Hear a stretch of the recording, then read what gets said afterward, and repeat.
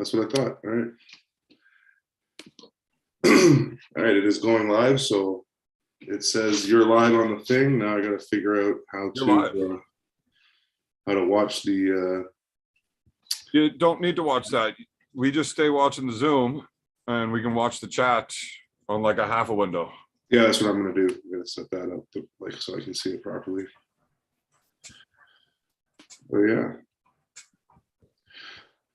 All right, so all right, that's good. I see you. I see chats if they're coming in.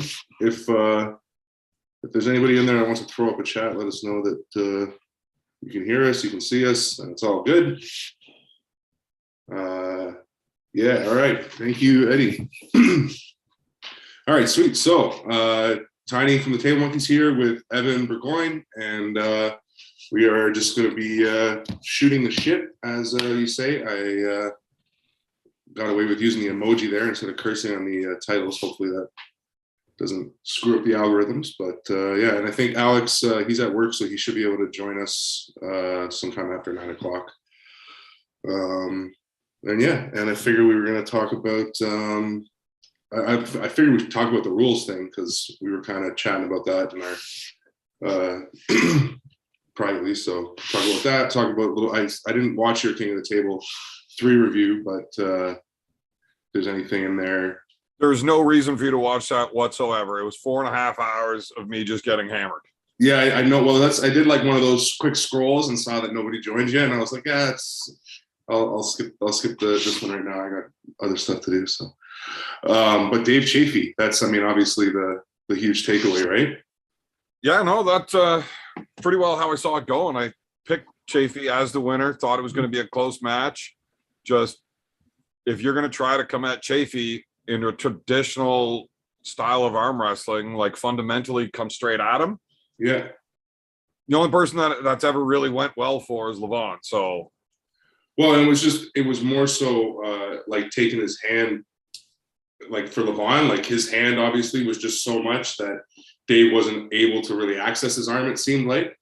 But with KOTT3, yeah, for sure, he just controlled that riser. And then for me, I thought it was what I like, especially once I saw it, it was how much Dave had that side pressure controlled, you know, like I had a feeling Alex wasn't going to like what he felt in the center of the table.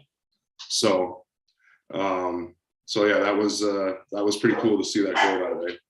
Really screws up the rankings, obviously. How does that screw up the rankings? Well, you don't think it does a little bit?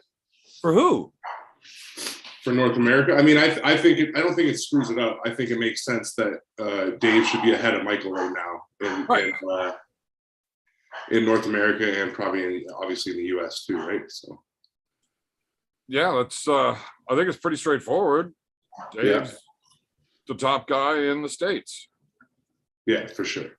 Yeah, you're gonna have people saying, well, he's never been able to beat Mike. Well, he's not. But this is just how it goes. If Mike wants that spot, go fucking beat Dave. Yeah. Say thank you to Dave for beating Alex and jumping you back above people. You just gotta go beat him.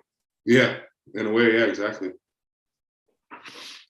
Because that was the only way Mike was getting back up into that top 5 was if Dave won, and then Mike can go beat Dave.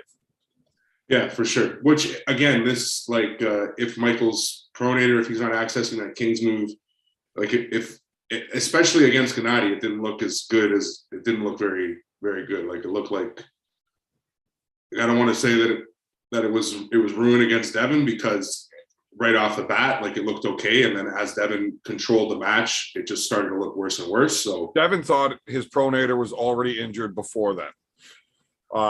Some of that nerve damage had caused some atrophy, and Mike's pronation just isn't there like it used to be, according to Devin. Yeah. That's what Devin said to Mike on Neil's live yesterday.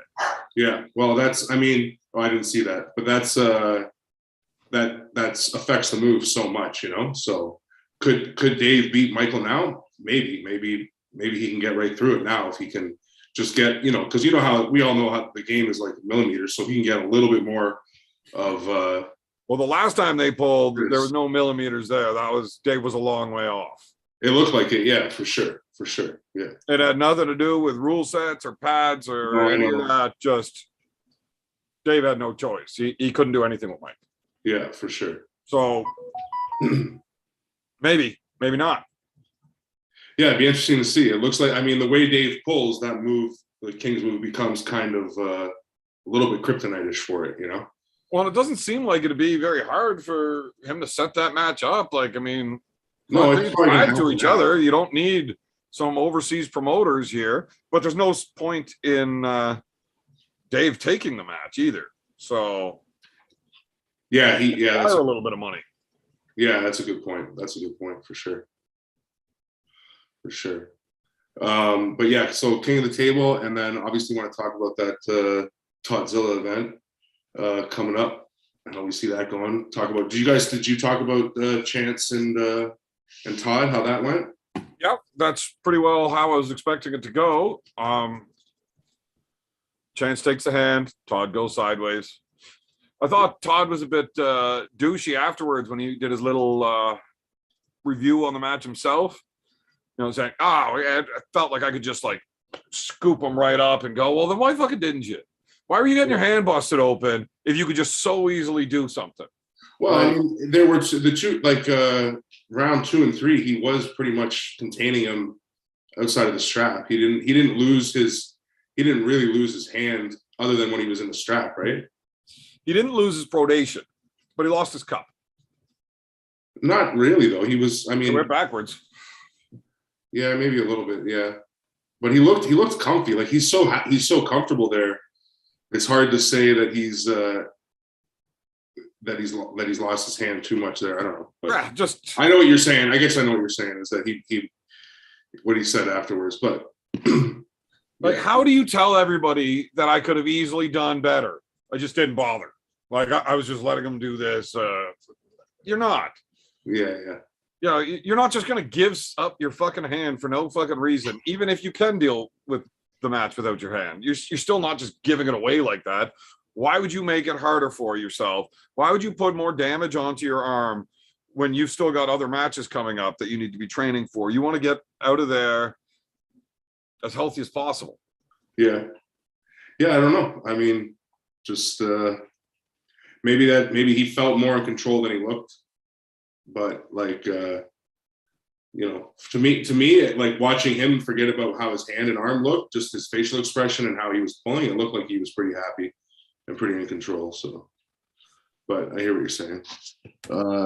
Evan still can't believe. Yeah. This guy's saying what's up? Vandals in the chat. I think there's 12 watching live now. 12 on, yeah. I gotta see how there you go. Yeah, I can see that there. Well, you shouldn't have YouTube on. You know that whole black screen that you had to copy the stream and the URLs from? Yeah. I keep it on that one because that's what I'm looking at. Yeah. So it'll tell you how many, all of that jazz. It says 16 now. Very nice. Thank you, sir. So yeah, what else? The rules. Talk about that a little bit. We can talk about whatever you want, man. It's your show. I'm just here just watching you be a shitty host. That's all. Yeah. Watch me figure it out. Let me read some of the chats real quick. Evan swearing and drinking no pickup show last week? ? He said someone's asking you why you weren't swearing or drinking on Neil pickup show last week. Later this week on Wednesday, I'm on Neil's show. Oh, nice. You're on there on Wednesday? Yeah. What time is his show on Wednesdays? What time is his show? Does he do it every Wednesday or is it like, I know it was for a while. Schedules with whatever he can work out with his guests as they go. He does it a lot. Yeah. I think this is one of those into the mind of like, so they get to introduce different arm wrestlers to his brand and stuff. Yeah. Because he wants me to do Arm Wars. Yeah. So. Yeah, I know he's all about that. I definitely agree with that side of it, getting the whole character out there and everything. So yeah, he does not want the BEERMAN, and he does not want Bad Company. He doesn't? No, he wants dumbass Evan. Ah, that's interesting. Yeah, he wants people to get to know the real me, hear my history, my background, who I am. Oh, that makes sense. That makes a little bit more makes meeting Bad Company a little bit more interesting, that's for sure. Right. there's been several people that have met Bad Company first and walked out of that encounter saying, man, that guy is such a fucking dick. I hope I don't ever meet him again. Yeah. Well, and then they actually meet me and they're like, I kind of get it a little bit. Okay, now I find him funny. Yeah. Yeah, no, I definitely went that route for sure, because I met you at events a couple times, and you were definitely in the process of becoming Bad Company or Bad Company every time that we had an encounter. So it wasn't until definitely a few meetings later that I got to meet Evan. It's definitely two different people. Yeah, for sure. This Shattuck, oh, you need a match on the 23rd, eh? All right, maybe we can set that up. What's on the 23rd? The 23rd is the TODDZILLA thing, so still trying to film. 23rd of what? 23rd of April. Like this month? Yeah. So you're telling me you've got TODDZILLA coming to Canada in a couple of weeks and nobody's talking about it? Yeah, people aren't talking about it as much as I'd like. So that's my goal over the next 2 weeks anyway, is to get everybody talking about it so much. I mean, it's kind of hard because he was just about to pull Chance, so everybody's always looking at the thing that's coming up. Like, it's hard to get people to look too many matches ahead. You know, the only match like really far down the line that people are looking at is obviously Devin and Levon, because and that's starting to come up pretty soon too. Yeah, exactly. So yeah, Todd is coming. He's going to be we're actually going to be doing one of these live streams with him and Alex and I, and hopefully we get Pork Chop and Brian on there too on Wednesday. So that was part of why I was checking what time you're doing your thing, but when Neil Pickup show is. But yeah, TODDZILLA is going to be on here, and we're going to be talking about just training and stuff, and then just talking about the matches coming up and how that event's going to look, and how everybody's feeling, that kind of shit. So I think it's going to be pretty interesting. So you have Todd coming on? Yeah, Todd's going to come on Wednesday, and then I haven't talked to Devin yet. I don't know how his schedule is, but hopefully he can come on next Wednesday, and then and just keep pushing it, and yeah, it's should be a really good day. So the gym, Fortis Fitness, is like the owner of Fortis Fitness. He and the creator of Fortis Fitness and everything. He's actually Westside certified, and he's one of the only trainers in Canada that's actually got a full like Westside certificate. So the whole TODDZILLA, like the way Todd trains Westside and everything, and studied under Louis and all that, there's that whole connection. So it's going to be really exciting to get those two guys to meet, and just get Todd to see the gym and explain the whole training methodology and everything. It's going to be pretty cool. So get a super match or a crazy 2-on-1 super match first, and then get to hear him talk about training and everything. And I assume he's not going to be like Devin in the sense of like pulling everybody in the room for 3 hours, but he trains pretty hard. But sometimes he's the guy that shows up to an event, does his super match, grabs his bag, and walks out like immediately. No, I know that's what he was like when he pulled Lachlan, but that won't really be the case because he's got the seminar after and all that. But I just I don't know how much after pulling he will do, but he obviously there'll be a lot of people there to pull with him. So if he wants to. So that's on the 23rd. I got to figure out if I even have my kids that weekend or not. Because if I don't have the kids, I'm going to come down. Yeah. But if I do have them, probably not going to make it.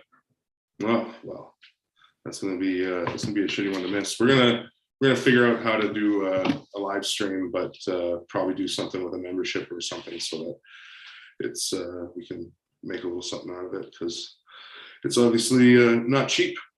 No, Todd's been quite open about. Yeah, he's a professional, and he doesn't do it for free. So, but we're figuring out how to figure it out. So. Yeah, when he's got to fly, it costs more, and when he's got to use his passport while flying, it costs even more. Yeah. So. Exactly. Yeah. Either way, I think the match is going to be fantastic. I'm not sure if what kind of shape Pork Chop's going to be at coming into this. I know he's got Brandon LSS 2 weeks later. Right, but it's the other arm. Yeah, I know. No, I know. But his right arm. So his right arm is he's. I mean, as far as I know, Pork Chop's told me he's fucking focused on. Yeah, he's done pulling on the table with his right arm already. Yeah. He's, just blood flow and recovery. So he's probably got. Is he going to pull with his left for 2 more weeks then, and then he'll take? He's probably going to take 2 or 3 weeks off with his left as well. Yeah. Yeah. Yeah. Yeah. So yeah, and then him and Brian just came second in Michigan. So, you know, clearly not 2 slouches in any way, shape, or form. Stylistically, like Brian matches up well style-wise with Hutchins. How? Because of the amount of back pressure. Because it's not a back pressure; it's the way he drags it open. It's not trying to attack him sideways. Yeah. Yeah. Right. Yeah. And that's where you run into the wall with Hutchins. Is as soon as you try to go sideways, like you can extend somebody so much, but as soon as you try to, at some point, you got to turn that corner and go sideways to finish. Well, I know from listening to guys talk about pulling Hutchins, obviously I don't know at all by experience, but just the amount of back pressure that he has, as well as the side pressure. Like, yeah, his side pressure is obviously ridiculous, but the amount of back pressure that he combines with it is what makes it so deadly. But yeah, I remember that in pulling Brian at your event. Like his drag is it's different the way he drags it out, and he doesn't attack, like you said, he doesn't attack very much to the side. So like with the King's move, it's a little different defending it, right? But right. Generally, I enjoy hooking, and it looks like Brian hooks, but it's not hooking. Yeah. So anytime I try to sink hook against Brian, I get dragged right open because of the direction he's going. Yeah, he's one of the few guys that I avoid trying to set hook on. Yeah. I got a super chat here from Kevin Carrier saying, "What's up to myself?" You didn't even read your first super chat. I did read the first one, or I didn't read it. What'd you say? This show, I didn't read it. I just saw that you sent me $10, and I was like, "Thanks, bud. The show sucks." Well, it's only because you're on it. I never super chat that into my show. What's that? I never super chat that into my show. Well, I don't know why you would super chat into your own show. Because anyway, getting back to Kevin's, he said, "What's up? What's up, Kevin? How you doing?" What's going on, Kevin? Thank you for joining in. And yeah, but yeah, dragging Brian or hooking Brian, not a great choice, especially also because he's so tight and like shorter with his hand, like with that over drag. It's yeah, Brian's a guy that I need to go straps with and start coming up and fight his hand. So if it goes straps and Hutchins is fighting that way, then it becomes a much easier fight for Hutchins. But Pork Chop, what's he going to be able to take out of him? Like, how much damage is he going to be able to put in there? I'm pretty sure it's Pork Chop first from what the last time I heard from either of them about it, and I'm pretty sure they've talked about it. So it's going to be Pork Chop first, and then I don't know what they're doing. To me, an interesting way to do it would be, and Rick actually, when we first started talking about this, Rick brought up this idea was go, like, say, Pork Chop pulls first, then Brian gets the second and third pull, then Pork Chop gets the fourth and fifth pull, and then Brian gets the last pull. So you get, each of them get an opportunity to pull them one after, and like twice in a row, to kind of make that, like, to make their adjustment and whatever. I wouldn't announce the format. I would let Brian and Chop sort this out on the fly. Like, the guy that's at the table has to tag out, kind of thing. All right, you're up. That's how they can do it. Like, they can say they're going to do whatever and then change it. They can do it however they want, which is as long as they both pull 3. They can even, if let's say Brian pulls and I don't know, let's say somebody tweaks something, or they I don't have it or whatever, or they think it's better that Pork Chop's got it, they can, like, they don't have to switch off. All right, Pork Chop, you're pulling the next 4 rounds. I mean, they have to both agree, though, obviously, that they both want to pull 3. So I can't imagine one of them giving up an opportunity to pull another round with Todd. Yeah, so I think Pork Chop goes to the table first. He's got to turn around and tag out, you know, whenever he decides to do that. Oh, like he's got to actually, like the guy at the table is the one that decides, okay, you're in. Oh, okay. So if he wants to pull 3 in a row, I mean, what you're saying, it'd just be, if he wins the first one, yeah, he shouldn't pull the second one. He should be tagging his partner in, like, hey, you want some of this? Get on there. Yeah, understood. But if he loses that first one in a real close match, then I could see him wanting to like, you know what, I want to try one more right now. Yeah. Well, that, and they could do that. They could go, okay, you go twice, and then maybe Brian can go all 3 in a row, and then Pork Chop gets the last one or something like that. You know, like they can work it out however they want. But yeah, I do agree. It does make sense to say that they should all they should both pull 3, but I didn't actually say that's how it had to be, because I want them to have the freedom to kind of, again, make it on the fly, but it does make sense. The only thing is it's going to be all 6 rounds, and we're going to do it basically the same. We're going to do the same rule set like we usually do for BAL. So it'll be like a WAL set grip after 30 seconds, and then all slips go to straps unless there's like a foul or a pin, obviously, and then we'll try to do it with what we'll call runners is the plan. So. Yeah, I'm really excited to see what Pork Chop, if he's going to have anything at all. Stylistically, that's the kind of match Hutchins looking for. Yeah. But it's whether or not that power level is there. Yeah, so with the way Todd just pulled Chance, and the way that Pork Chop and BLM match up, and then Chance and BLM are going to pull in a couple months, that all becomes kind of interesting too, no? Like it's there's going to be a lot of information to get there, depending on when we see what the actual power level is between Todd and Pork Chop, after seeing what the power level was between Todd and Chance. You agree? Mm-hmm. Yeah. I think it's going to be fun to see. I can't wait for it. Yeah. And I'm really surprised that more people aren't. Like, is this on ArmBet? It hasn't been yet, but again, that's only a few weeks away. Yeah. I gotta talk to Devin. A 2-on-1 like that, and it should probably be a shutout stake with a 2-on-1. Well, that's how Devin had talked about it. I haven't had a chance to message and talk with him yet, but that was on my list of things to do tomorrow. So I will be working on all that. But yeah, hopefully it does make it onto ArmBet as well. So let me just get into the chats quick, because we got Victor Belov in here who's killing it out in Alberta. What's up, Victor? And Lewis as well. Is that weird Russian kid that was trying to cheat really bad at your event and kept saying I was a bad ref? I don't know about cheating. I mean, it's arm wrestling, but that sounds about right. And then Victor just saying what's up, asking when is the next tournament in Ontario. The next big one's going to be provincials, as far as I know. I don't know of anything else tournament wise. There's a bunch of super matches happening May 7th, which is going to be awesome, which we should talk about a little bit. I looked up some of that what's his name, Austin Yeagers, that you got to pull, and he's big and strong, but you're big dude. You sound awfully worried. I thought your left is like so unbelievable. Yeah, my left's good, like it is, but I mean, and just the way he pulls, like he doesn't look like he's that like savvy of an arm wrestler. Like you don't think that you've got him. When you're that strong, you don't have to be. Yeah, but he just walked through the Arnolds undefeated. Yeah, with his shitty arm. That was right arm. I didn't watch that. I just tried. Yeah, and that's his shitty arm.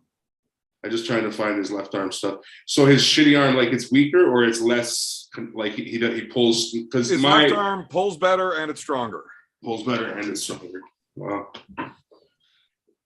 Yeah, he does. I mean, I watched his Paul Passamore matches, because that's the most recent left-handed that he's had. Like match. And I don't know. I thought that stylistically it looks like not horrible for you at all. What happened in that match? He's, from what I remember, like a lot of that, like that strong hook and kind of drag, not like Brian where it's like high and out, but like with a lot of hand, but more just like lots to the side. And who won? No, he won. He did good. Yeah. So Austin killed Passmore. Well, yeah, maybe. I don't know about killed. It was a good match. It was. Yeah, we beat him up pretty bad. Passmore's a bad dude. No, I know. I thought you were a bad dude. I'm also a little bad dude now. Oh, it's a weight thing. Yeah, I can see that. No, it's not really the weight. I don't think being 300 pounds made me any stronger than being 240 and in better shape. No, yeah, I hear you. I don't think the weight does a huge amount in this sport. Once you get like once you've filled out to a certain amount of Well, muscle. there's scenarios that it does. Like when I've got my body behind my arm, if you're not able to move my mass out of the way, then weight can help. Yeah. But it's a lot harder to get coiled in behind it if you're too big. Yeah. And the other, all the way outside, if I'm hanging off it, if you can't do a one-arm chin-up, you're not able to use all of your weight there anyways. So I can't do a one-arm chin-up. So I can't do a one-arm chin-up at 200 or 300. So the excess weight doesn't help me there. No, yeah, it's pretty much just, I mean, it can help maybe a bit like at the top when you're going backwards, like the way that you're saying getting behind it, because like it's not opening you up yet, but at the same time, yeah, it's not a huge advantage. I think it's definitely better to be a little leaner because you can get tighter. Yeah, tighter, better positioning. I think that's all better. But Austin's, he's definitely the favorite in the match. Like, you got to be realistic. I'm showing up to fight. I'm not going there to lose. Yeah. It's a likely outcome though, but I don't know. I don't think you need to believe you're gonna win in order to put your best foot forward. I've never needed that. I fight like a motherfucker every time, regardless. Yeah, if you think you're gonna, you have to be. 1 second, man. Yeah. You go ahead. Keep talking. Don't be. No worries. I'm gonna catch up with some of these chats then. Everybody's just talking about tournaments coming up. Next one's big super matches.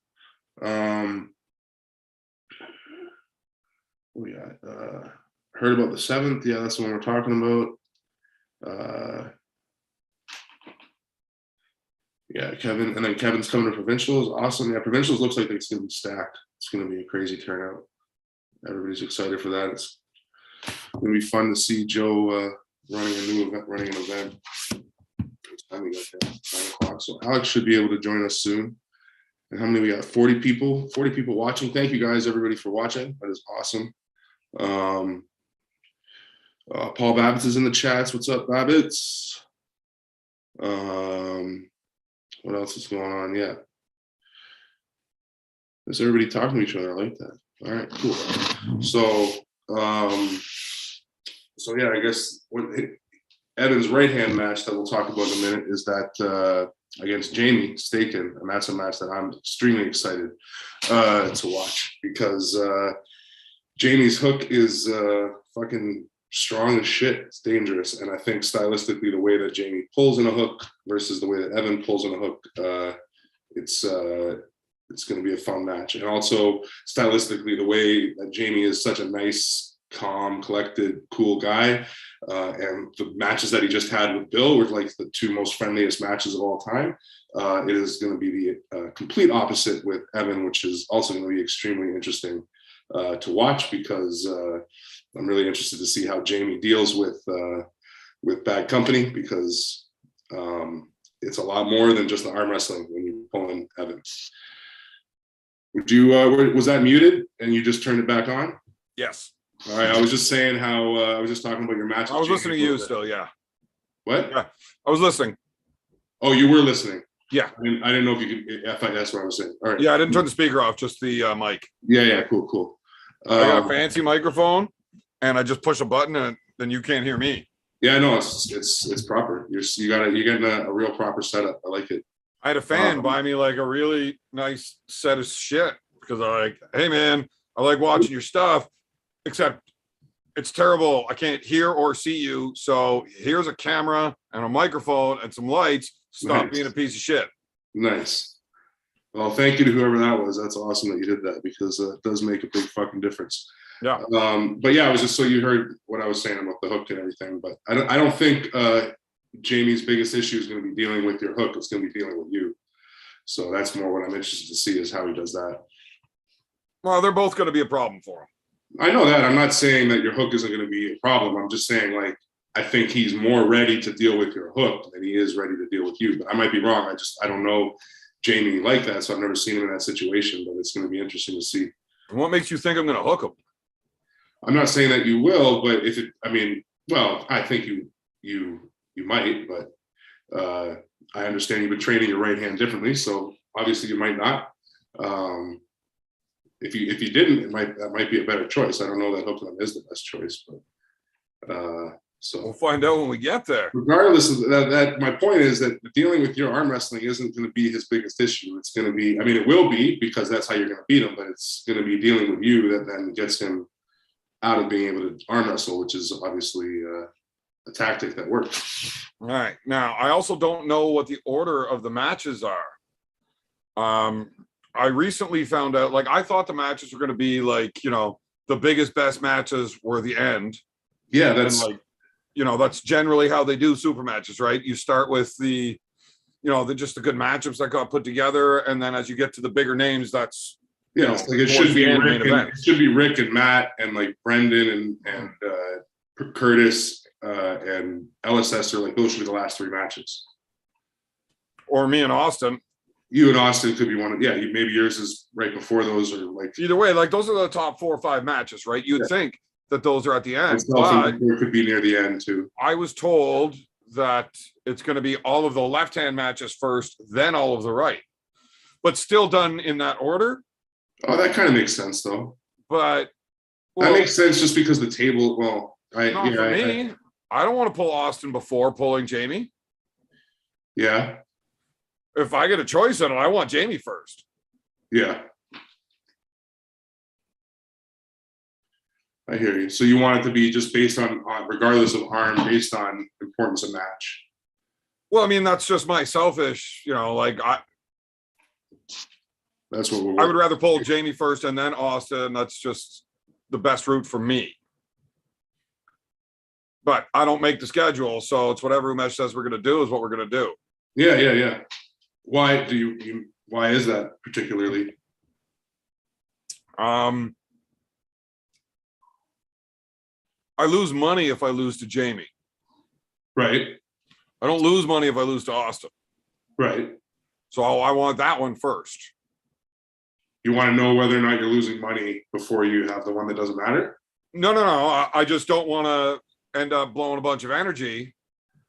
And then, like, say I do beat Austin, and that's so I get what you're saying. The one that's for the money is the one that matters. So you want all your. It's like first. Right. I want to be focused on that one first, and then like that's if actually, I beat Austin. Next thing you know, I'm just out on a fucking mad drunk. I might be fucking half fucking asleep there by the time I get called to the table with Jamie and not able to do shit. Yeah, that's so. I mean, you obviously have a different element to deal with the drinking, but like that's one of the issues I've definitely found being ready at tournaments is like being ready like again and again and then again, you know. So like at the PAL with the break between the finals and then the finals, that kind of threw me off a little bit because by the time I went to wrestle Bill, I was kind of like I should have been warming up again, doing so many more things. It's my own fault, like not being used to it. But even when I first started pulling, like if it was right arm first, I'd usually do way better right arm than left arm. And if it was left arm first, I'd do better left arm than right arm. And it was just kind of that, like where I was primed, ready mentally more so than physically. Like maybe I'm physically just as ready to pull the next arm, but I'm not mentally as like focused. I'm a little bit more like just casual. Hey, we're here kind of having fun now. Yeah, as soon as that initial rush of competition wears off, it's hard to bring yourself back up again. Yeah, I mean, you have to be able to do it. It's something to like work on, but it's definitely challenging, and it's definitely something I don't think you can do it perfectly. Like your first one is always going to be the best one. Yeah, so I agree. So that's why I would rather Jamie first. Yeah. Also, I can afford to be a lot more careless with my left hand than I can with my right. My right hand, I need to be like dialed right in on what I'm doing a lot more. Hit the right spot and do the right thing. Yeah, my left hand, it's you know, the match is going to happen the way it's going to happen. I've got like one direction that I would like to force that match into. And whether or not I can, we'll find out. If I can, I'll probably be okay. If not, I mean, it knows how to do all of the rest of the stuff pretty good, you know. Yeah. And if I'm okay in those other spots, great. If not, I'm not. But I'm not too worried about my left hand. It knows what it's going to do. That's it. It's just a matter of whether or not it can get it done. Yeah. My right hand is a lot more versatile in the options that it has, but on that whole, like, I can do any of the moves right-handed, but that whole like array of how much leeway and wiggle room I have within inside of that move isn't there. For each style of pulling right-handed, I have to be very, very specific on where I am in that range of motion in that move set. So like in a hook, when I get too far outside, it's not the same thing as when I'm right on it, right? Like it's night and day different. When I get right in there, it's tough to deal with this arm. Again, with the top roll, there's certain things that I just need in my top roll. And if I don't have them, my top roll's nowhere near as effective. So I need to really pay attention and be really focused with my right hand. So I would much rather do that first. Yeah, it makes sense. It makes sense.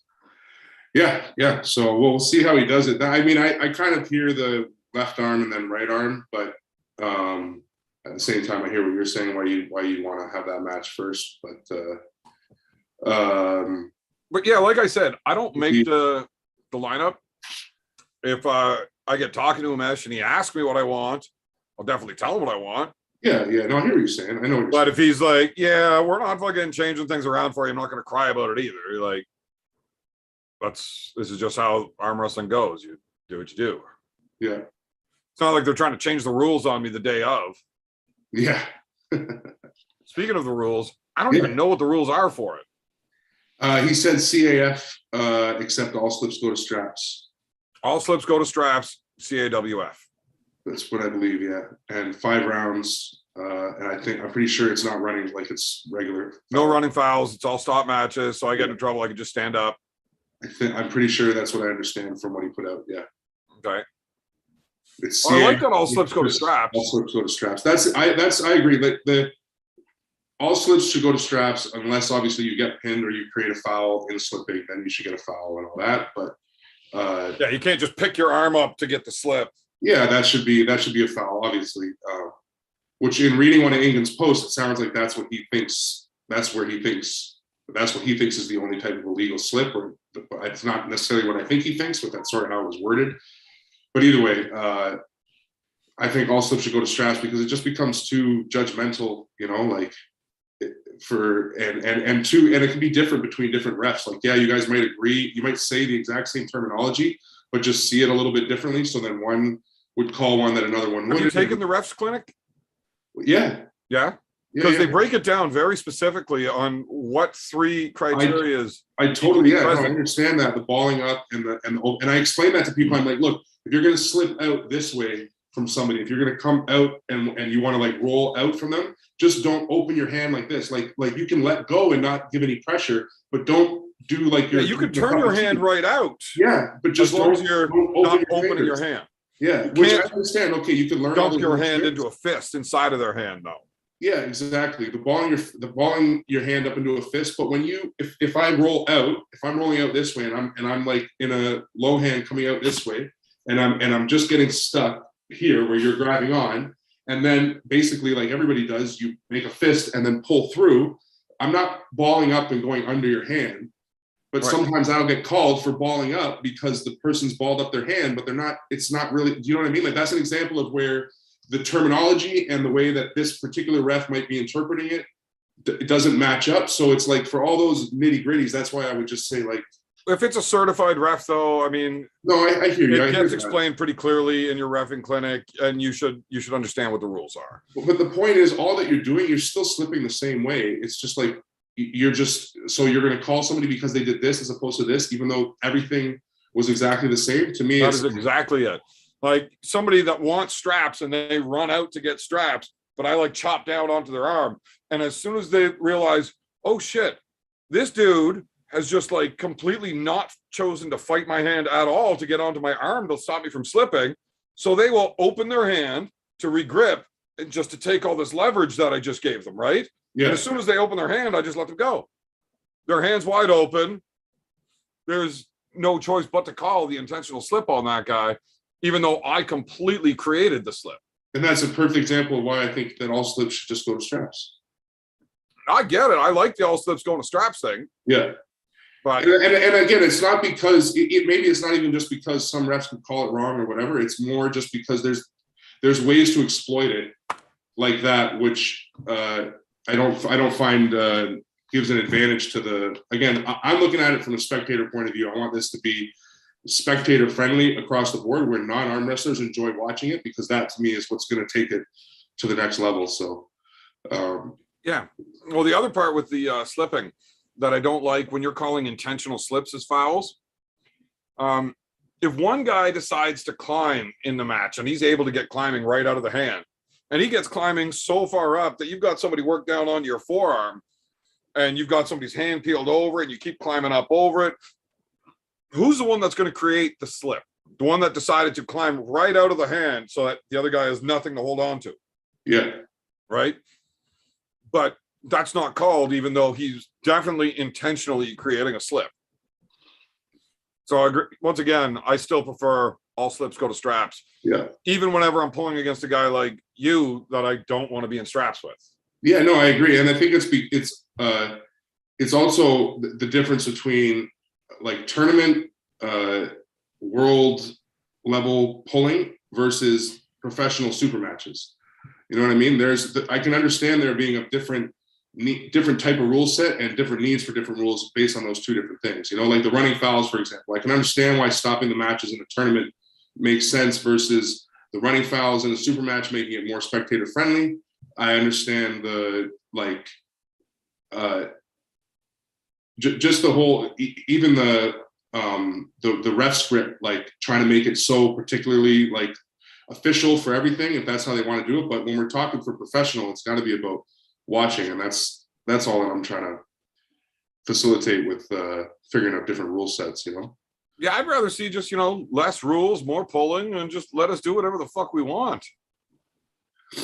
Yeah. Like, especially when you're into like that super match scenario. Yeah. Like, I think there needs to be a lot more leeway and make it a lot more focused on the actual arm wrestling.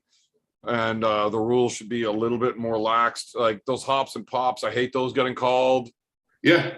Yeah. If they don't change the match, why are we arguing about it? Like, why don't you just let them pull?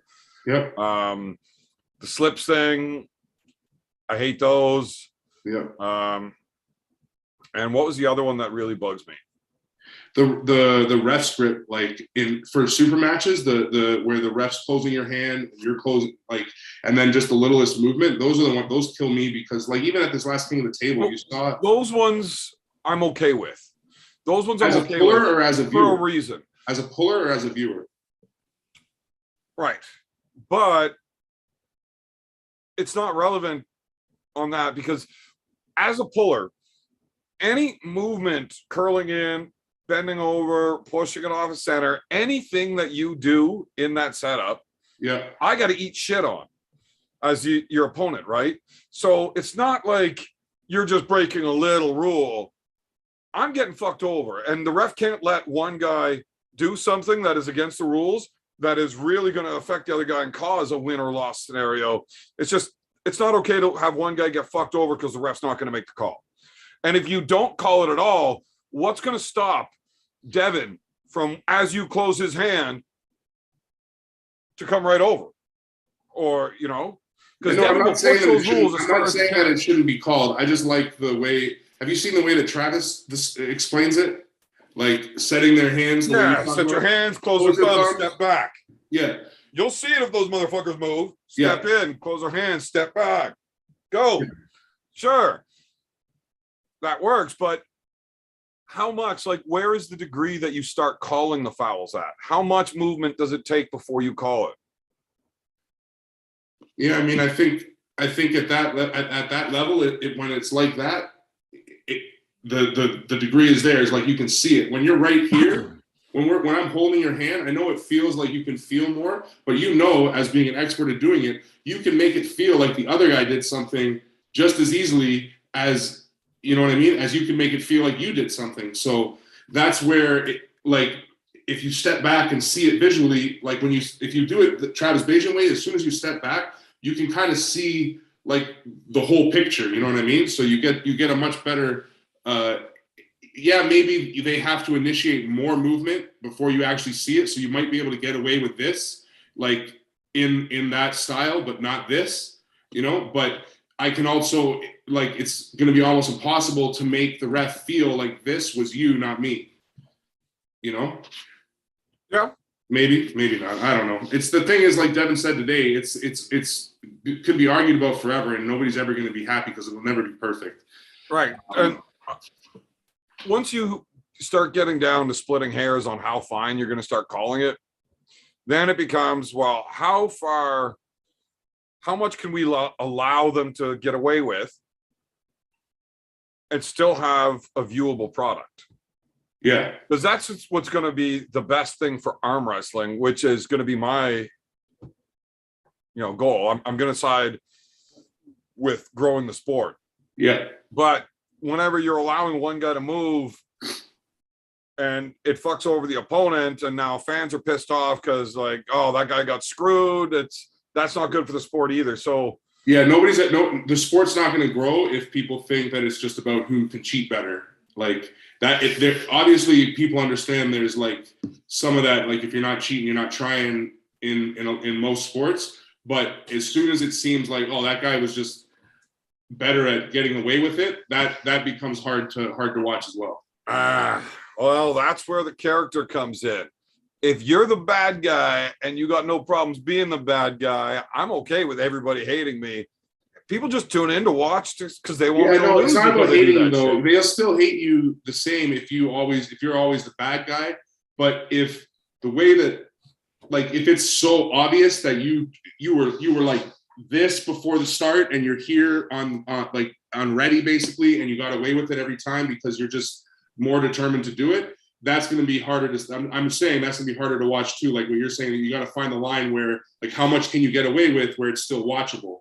And once you're getting away with too much, then it's not really watchable anymore. Well, I mean, that's the ref's job. You can't let somebody get away with too much. The problem is some of us are really good at misdirection. Yeah, no, I agree with that. Yeah. Take a look over here while I rob you with this hand. It's yeah. No, I know. I feel you doing it. it's. I know you know. Yeah, I know. It works. It works really well. Yeah, when you're dealing with me being full of nonsense, and then you're dealing with me, being a fair competitor that just wants to have a fair match, it's not the same thing at all. Yeah. No, it's not at all. It's not at all. And it's not the same thing to ref, like it becomes a lot to deal with as the ref too, and obviously that's always going to be part of it. That should always be part of the arm wrestling is how the competitors deal with that whole situation, because that's part of controlling the situation, I have a solution. What's that? Everything. The Okay. solution is in the chat. Joey Justafalo. We get that guy reffing. We'll never actually see a pin or a match. He will foul everybody out for something. Yeah. And we make the sport about watching the ref call fouls. Yeah, that could be interesting. Yeah. Have you ever seen a super foul on a world stage? No. It's intense. Explain the super foul on a world stage. What do you mean? Well, a super foul is when both guys foul at the same time, and the ref just decides you're both idiots. You're not even going to be allowed to pull this match, and he declares himself the winner. Oh, super foul. And that actually happened at a Worlds, you're saying? Yeah. Who was pulling? I can't remember their names. You got to check it out. Devin has it on his channel. All right. I think it's called Foul, The Quest for Respect. Do you not have a moderator? Somebody that can link that shit into the chat? No, I don't have a moderator yet. This is the first one, Evan. Do you remember what your first one was? Your first month you were on somebody else's channel. Right, because I didn't want to sit here and look like an idiot. Yeah, well. Now maybe you should learn from me. I have. That's how I figured out how to do it today. That's how I'm on here now.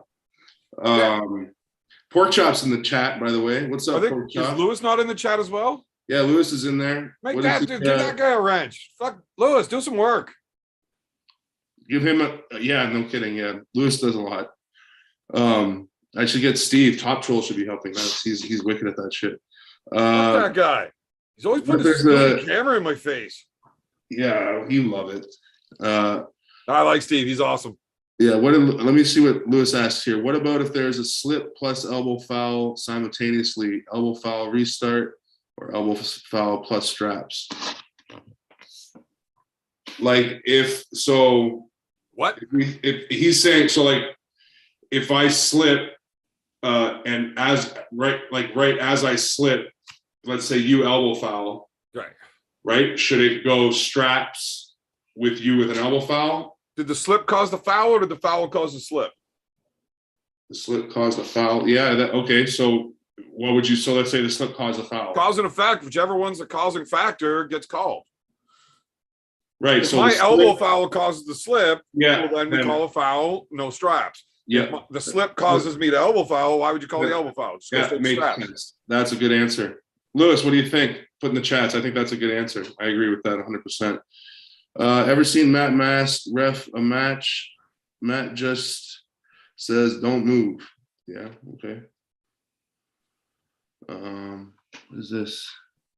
Okay, do you know, how's your Spanish?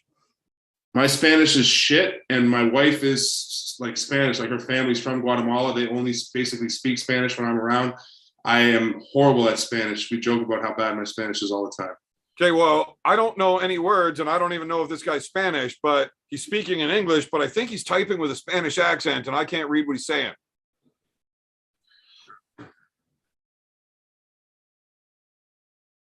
It was not a broken arm, Tyler. It was a torn bicep tendon. Where was this one? No, it's the last chat. Tyler was asking if Devin broke your arm. You did not break it. No. He was doing like that 10-man super match thing where he pulled every single guy on their team. Yeah, tell him about it. I got to run for 2 seconds. And I don't know. I don't remember. I think Jason was kind of fairly early on there, but Jason actually got a stop on Devin and straps out in his King's move. And the third or fourth pump, like the bicep tendon just let go.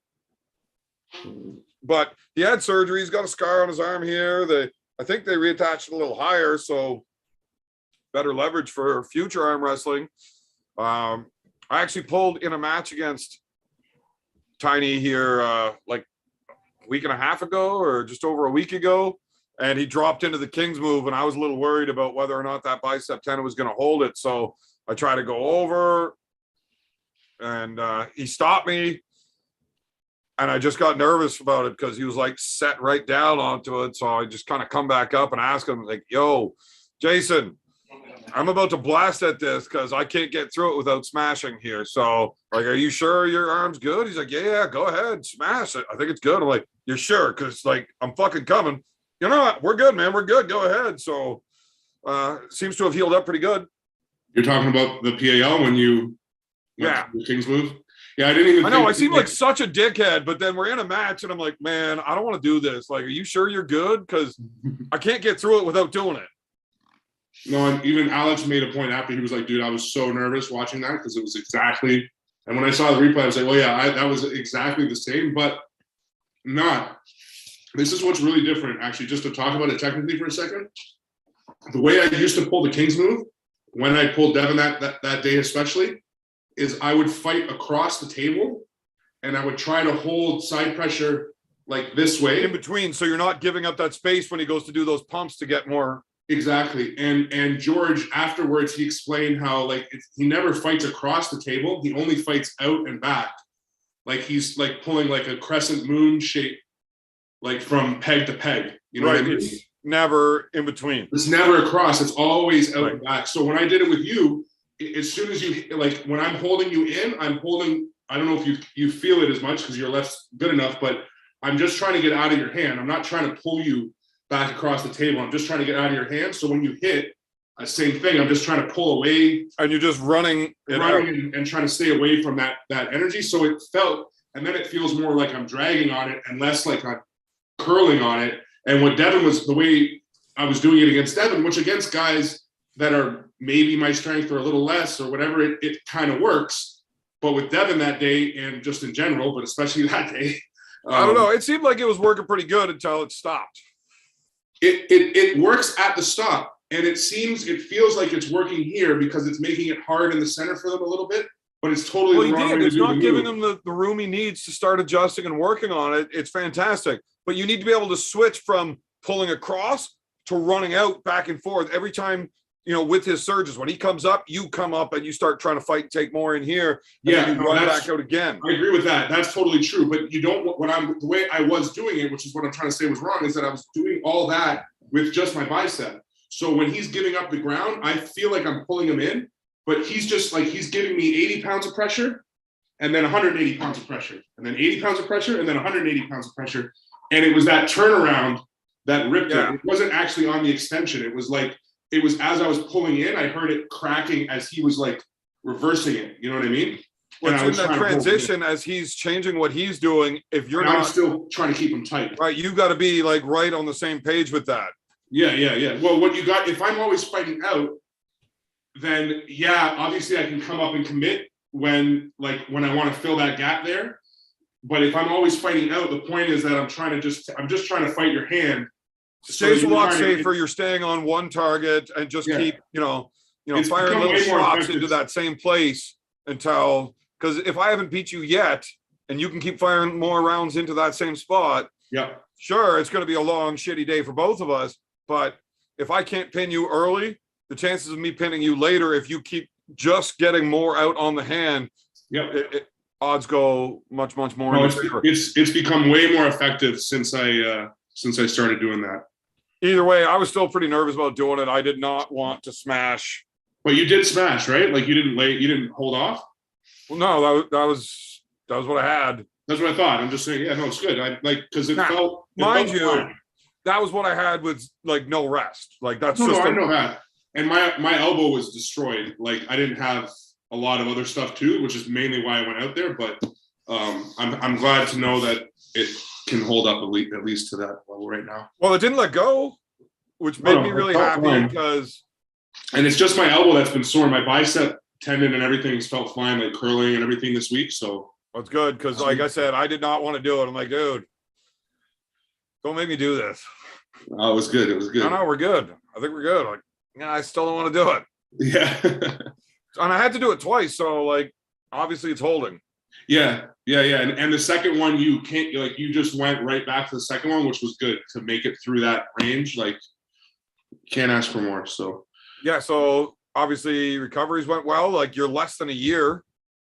Yeah, the year is actually it's coming up now. It was the 14th of April that he tore it, I believe.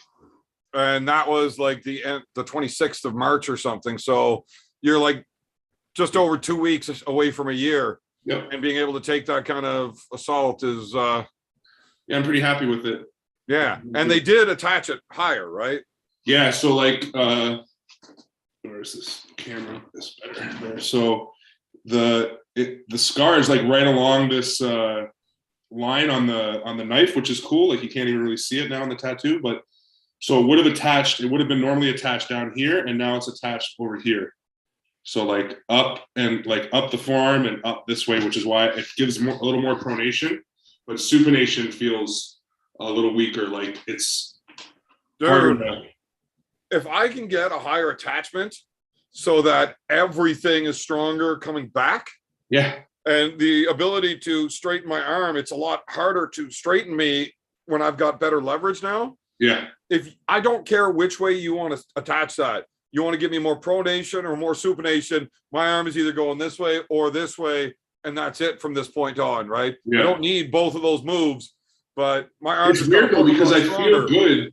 I feel good almost turned in, but it's like right, but you're staying pronated in your hook now. Yeah. Right, which is a much more dominant hook because you've got the option of running out versus somebody that's got to dump all the way in. Yeah, I can get my shoulder and I can get some frame in there. Yeah. But I don't have any other options. Like I can't run out of there.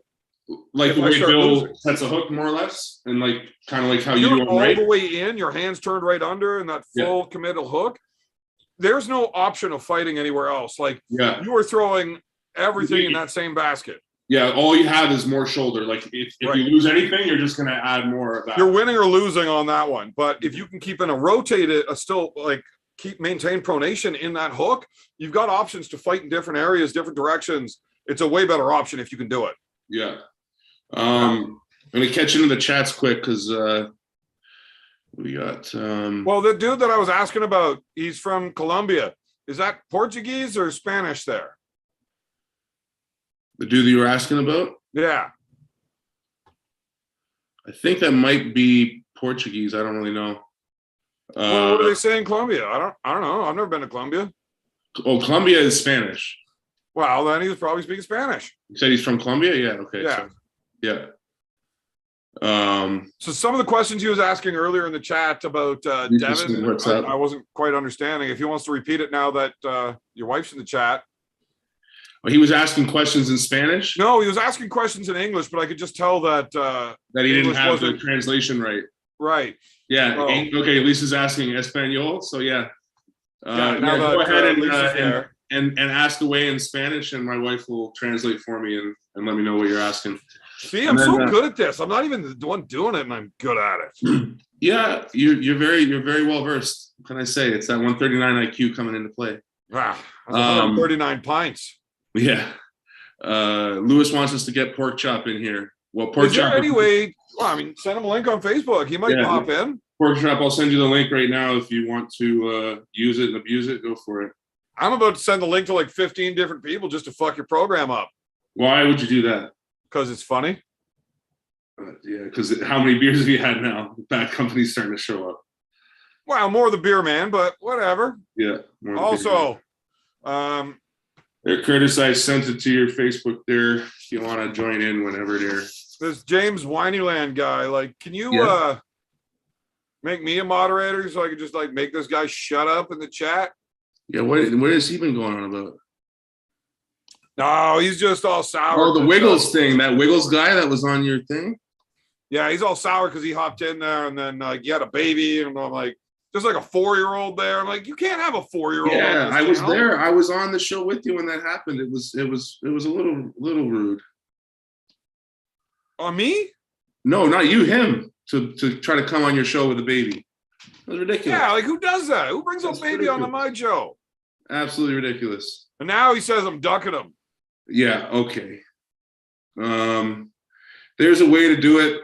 I'm not good enough to do it right now, so we're gonna have to send Pork Chop the link. No, I sent Pork Chop the link. He's got the link. I haven't seen him try to come in yet, but as soon as he does, I don't really know how to do this, but when I send somebody the link, they just like hop onto the screen. Like I don't have a waiting room for them. I don't have to let them in. If I send them the link, they just get in. Oh, I have it that I have to admit them. Well, I sent the link to KOTT3, and apparently he sent it to Wiggles, and that dude's fucking on. And I'm like, I don't want to talk to this guy. Wait, you sent it to them like this link?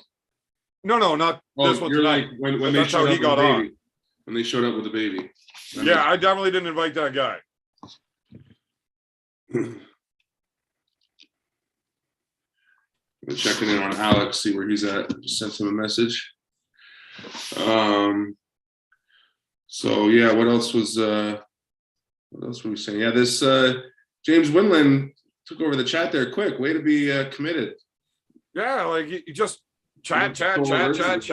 He doesn't say anything. Like, how can you talk that much and never fucking say anything?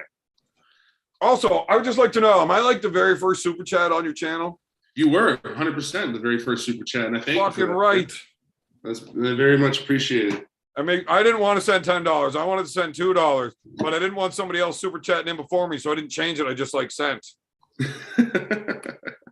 Well, I'm glad that it works out better for me.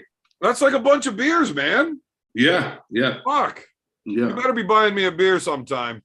I will get you a beer. 100%. Oh, everybody buys me beers. It's always fantastic. You censor so bad. I don't censor shit. I just don't think it's appropriate for 4-year-olds listening to the nonsense coming out of my mouth.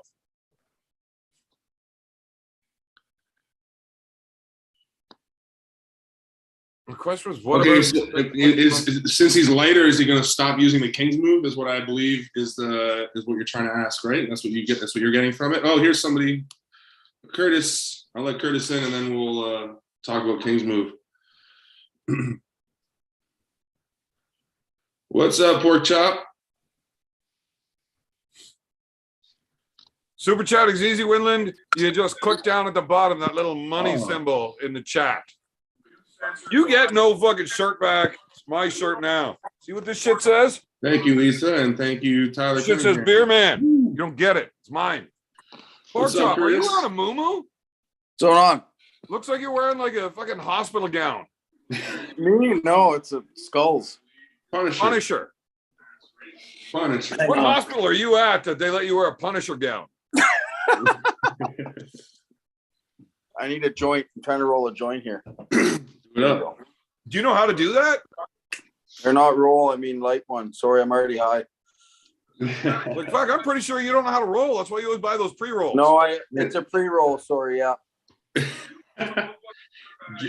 Fucking James Winland is all over this. He's a little ridiculous, but it's all right. All I did was tell him that Evan had a shirt on he sent. He's going crazy now. I want to answer that King's move question. I think that no, I don't think he's going to change his King's move, right? Like just because he's lighter. That's basically what you guys If asking. he's still got pronation, King's move is going to be his best move. I Yeah. don't know. He was always lighter when he was at his best. Like when he beat Devin and Dave and stuff like that, he was only like 265. He goes up to 300 pounds and he's not doing so good. Yeah. It's he needs to fix whatever is wrong with his hand if he wants to continue King's moving. Yeah. But I don't think that was necessarily the question.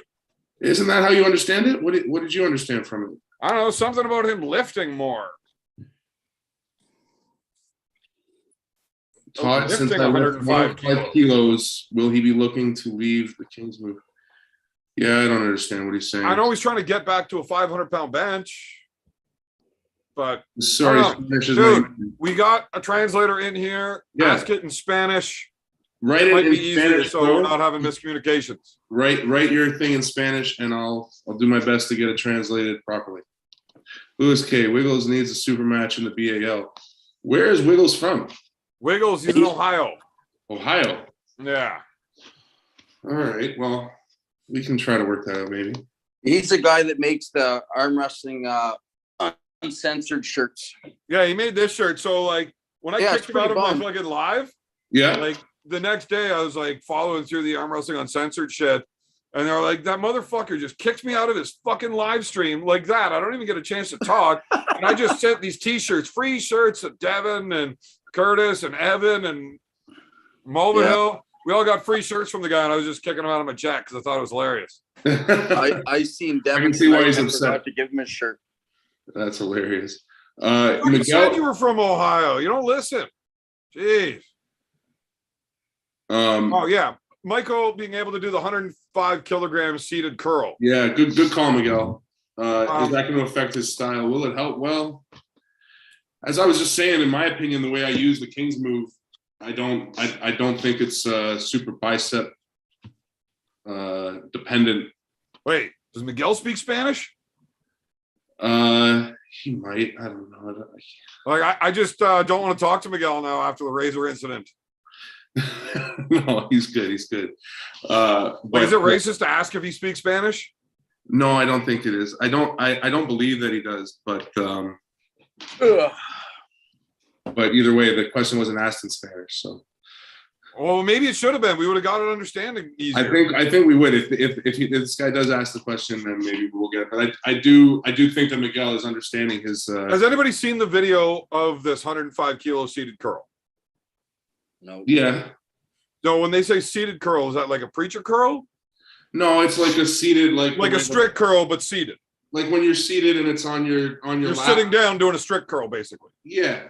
Yeah. But he's using the cheater bar, right? So his hands are already in that pronated position. Yeah. Yeah. Clearly still working on that, keeping his hands turned and not open. Yeah. So it seems to me like he would be trying to fix his King's move by doing stuff like that. Yeah, I think so. I think that's what he's thinking about. Is it's going to help with it, and it might help. I'm not saying it won't, but yeah, he's crushing those seated curls. I've been doing I them haven't recently. done those in a while. I've been focusing on those recently.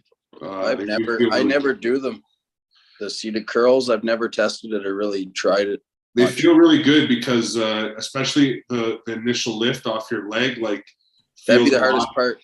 Feels a lot. Yeah, it feels a lot like that start of a like where you're already kind of tense, but you have to get the start of a match going. You know, like pulling out There's of no center. momentum. There's not And then, much. and then it's basically isometric the whole range. Like you're running through the range, but you feel like you're just kind of in that 90-degree lock position the whole time. It does feel really good, and especially you saw the guy just broke Dennis's record. Did you guys see that? Yeah, he Oh, was the narrow. skinny guy. Yeah, he's He's not even a very big dude. No, he's not huge. He's like maybe 240 at most or He something. doesn't even have giant arms or anything, which is really, really surprising. Hey, he had a different grip than Dennis. When you guys are talking about like weightlifting and stuff, Jason, you have my phone number? Yeah. Can you call me when you're done? No, I don't have your phone number. I just have your Facebook stuff. You want to just send it to me on Facebook? No, I just want you to give me a call when you're done talking about weights because I'm going to take a nap until then. Oh, okay. I got you. Yeah, yeah. I don't know what the fuck I'm talking about. I did see the guy do the strict curl, but Jesus, this conversation. conversation. So let's talk about that. You saw him do the strict curl. So anyway, when he talked about when he's doing that was that like when you're curling up, you don't just you're not just going up. You push like towards you're pushing towards like this to get your chest involved. And anyway, he was talking to Larry about that when they were doing seated curls, and ever since I implemented that, it feels just like you're driving across the table. You know, like with your hook, like coming up and across the table, like the way I'm pushing into the bar feels awesome. Anyway, you're using your frame more, your frame. Yeah, exactly, and you're getting your pec involved with your bicep, like you're connecting the chain really well. Yeah. Anyway, it's cool. Sounds like cheating. What's that? Sounds like cheating. Yeah, well, hey, if you ain't cheating, you ain't trying, right? I'll just be a man and like just lift it. Well, that's the point. I never do much biceps, to be honest. I haven't done biceps in like a while. I don't train them much. Yeah, I haven't trained them either. Specifically, I don't train them. Yeah. But every time I do a lot of heavy back, my biceps are working really good. So. Yeah, for sure. And I do a lot of like low weight reps for bicep curls. Like, I mean, and I measure my curls in ounces, not pounds. And they're always drop sets. Every curl gets is a drop set. Yeah. Gets lighter and lighter. Yeah, it's that water. But I'll do a lot of drop sets in a night. Yeah. And there's something about that, the stability of the liquid, like having to stabilize. Right. Well, I mean, spilling is a big problem too, especially when you're getting out of like those solo cups. Yeah. It's you got to be careful. So Pork Chop, how you feeling for the April event there with TODDZILLA? Yeah, I'm feeling healthy. My right's feeling good, actually. No, I feel pretty good. I think I'll do better than what people will expect. Yeah. Well, everybody expects you to get just blown out of the water. Yeah, I know. That's good. I like that feeling and the unknown. So we'll see. Yeah. Well, everybody thought you were going to get blown out of the water against Carnegie. Yeah, I'm a lot stronger. That didn't happen. Then everybody thought you were going to win against Rick, and then that didn't happen. And then everybody thought you were going to win against Mulvihill, and then that didn't happen. Now everybody thinks you're going to get blown out of the water. So, I mean, you're really good at just proving people wrong. Yeah. Whether it's good or bad for you, you just make sure that other people are wrong. Styles make matches too, so we'll see. Right. Stylistically, you are the perfect matchup for Todd. That's exactly what he wants to deal with because nobody's able to deal with him there. Yeah. But that's exactly why Pork Chop wants it, because nobody's able to deal with him here. You know what I mean? It's going to be fun. I can't wait. Well, there's that. Yeah, no, I'm excited. I will lose my shit if round one, bam, and it just stops. And I'm not losing my shit yet. It's whenever Todd starts feeling really comfortable because it didn't go anywhere right away and he got it. And whenever he decides he's going to just come through you, that's where I'm either going to lose my shit or be like, well, I guess Todd is that good. Yeah. Yeah. It's going to be real. When he starts moving forward, if it still doesn't go anywhere, it stays right in the center. That would be something to see. I hope you can. I doubt you can, but I hope you can. Yeah, I'm excited to see it. I mean, and I like the styles, like the 2-on-1 with Brian too, because you guys stylistically are different, but it should be good.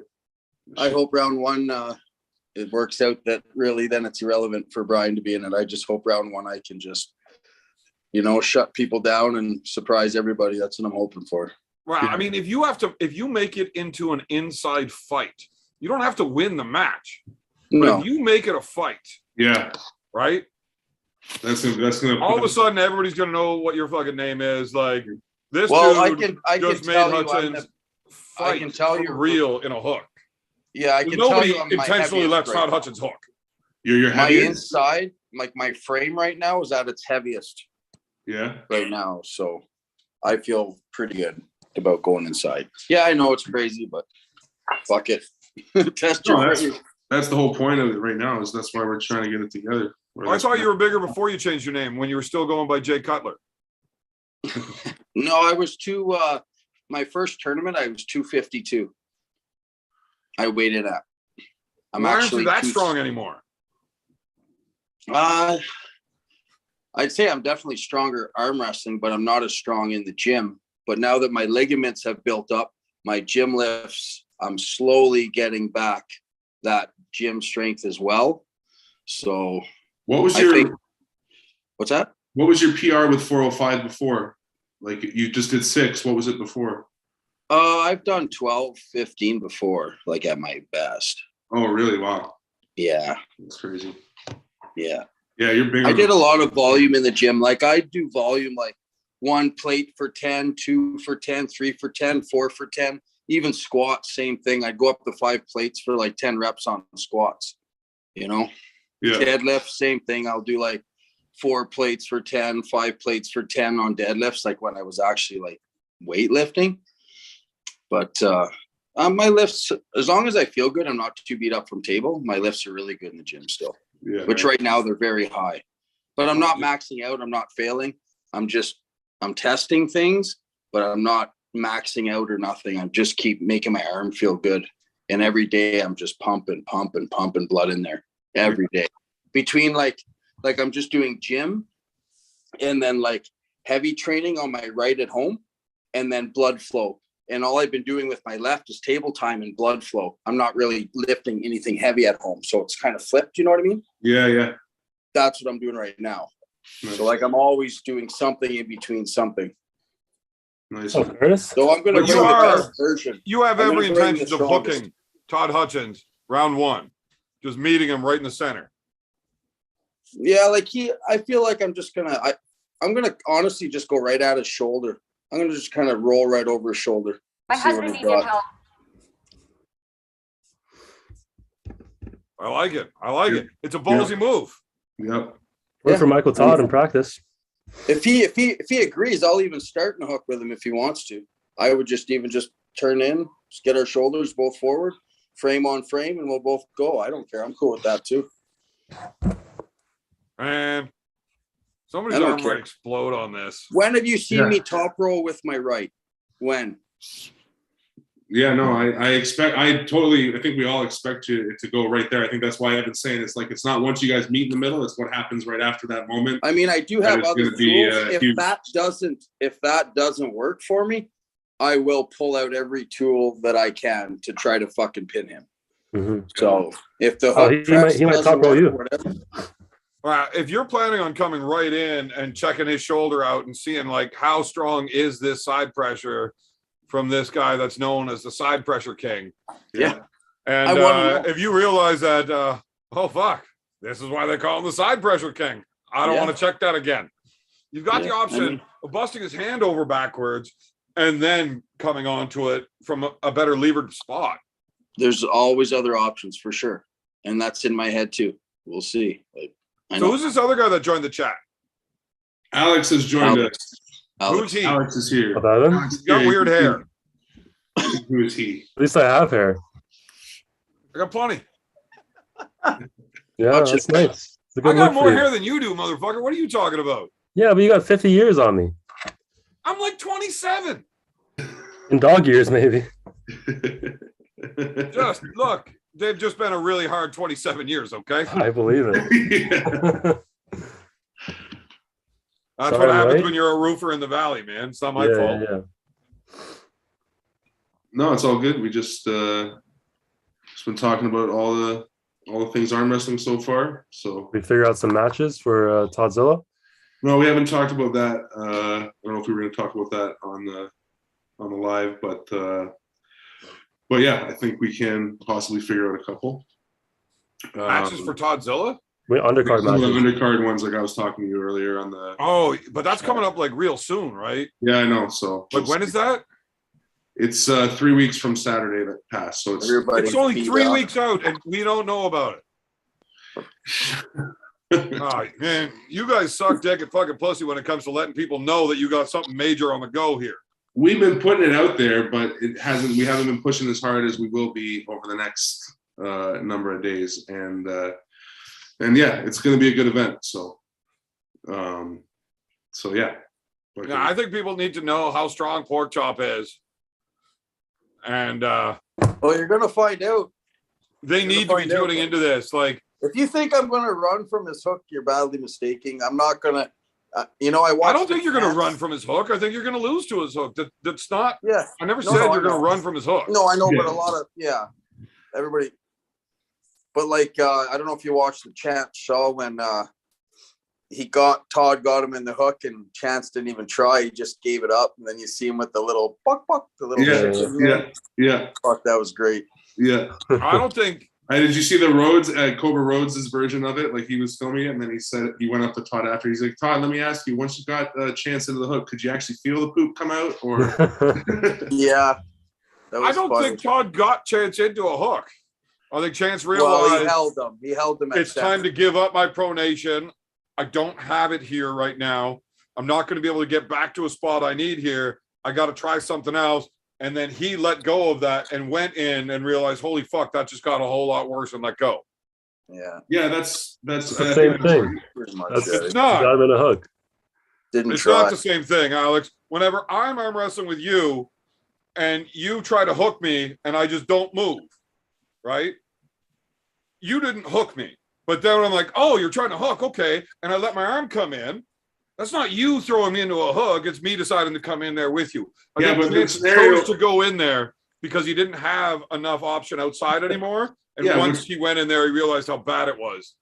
Well, I think that does prove, though, like he chose to go in the hook because Todd shut down the other lane. So right, but he had whether Todd just in the other lane, he was just choosing not to fight anymore and lose more energy, thinking that a new start is going to be a better option.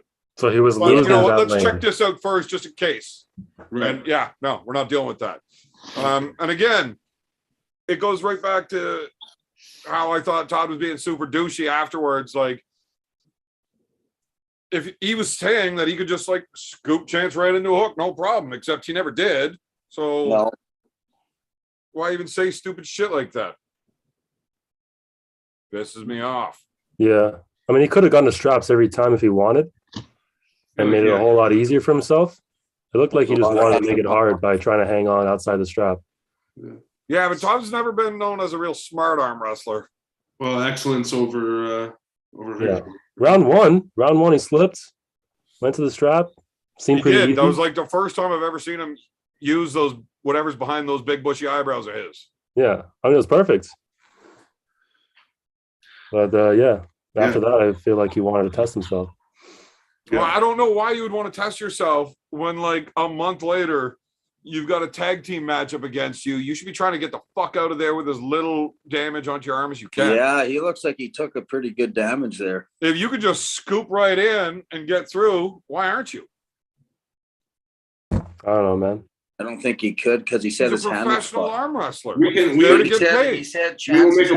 make a point of asking him that on Wednesday. Yes, we will. We will definitely make a point of asking him that on Wednesday. Probably not have me on Wednesday. I might send you the link. Not a good idea. You're invited, man. Do it. No, Todd won't show up. No? No, man, I got to shit all over him. You know what? Fuck Canada and fuck all you guys. I'm not coming. Well, yeah, maybe I won't take the chance on the first one. I wouldn't let me on there live with them at all if I was you. Just saying. Well, then don't be offended if you don't get the link. All right, I guess that's good. I'm advising you not to fucking send it to me. Yeah. I'm telling you, I'm taking your advice. Lewis is lost in thought. He's just sitting there grumbling over me fucking shitting on him a little bit. You can see the steam coming. He's pissy that I said he's going to lose in a hook. Who, Curtis? Yeah. I'm just he gets all stoned really and then I poke at him and you can see the steam coming out of his ears. But I did this to him before the Carnegie match and it worked out real well for him. Yeah, I'm gonna train once I'm done here. Yeah. Curtis, what do you think about Jason and Ian Carnegie? Any predictions? Oh, well, it's hard to say. Like if it gets stopped in straps, obviously Jason has the advantage. But then out of straps, if Jason can't slip, then it's Ian's game and a hook for sure inside. So, and Ian's pretty quick too on the go. Yeah. Always remember that. So Jason's either gonna have to slip quick, get the strap, King's move, unless he wants to meet him in a hook. But I doubt that. Maybe, but I don't know. I think Ian will be the fastest guy you've ever pulled, Tiny. Yeah. He's faster than Bill. Well, I mean, what's that? He's not faster than Bill. No way. Ian's quick. You gotta take him out of his game. He's faster than Jake Charles. Yeah. Ian's fast when he wants to. If you let I'm extremely quick too when I want to be. So I'm not extremely worried about the explosive side of it. But I know that's a big part of it. Obviously. You have to shut his shoulder down. If you even let his shoulder get in that motion at all, it's like a tree just dragging you down. Yeah.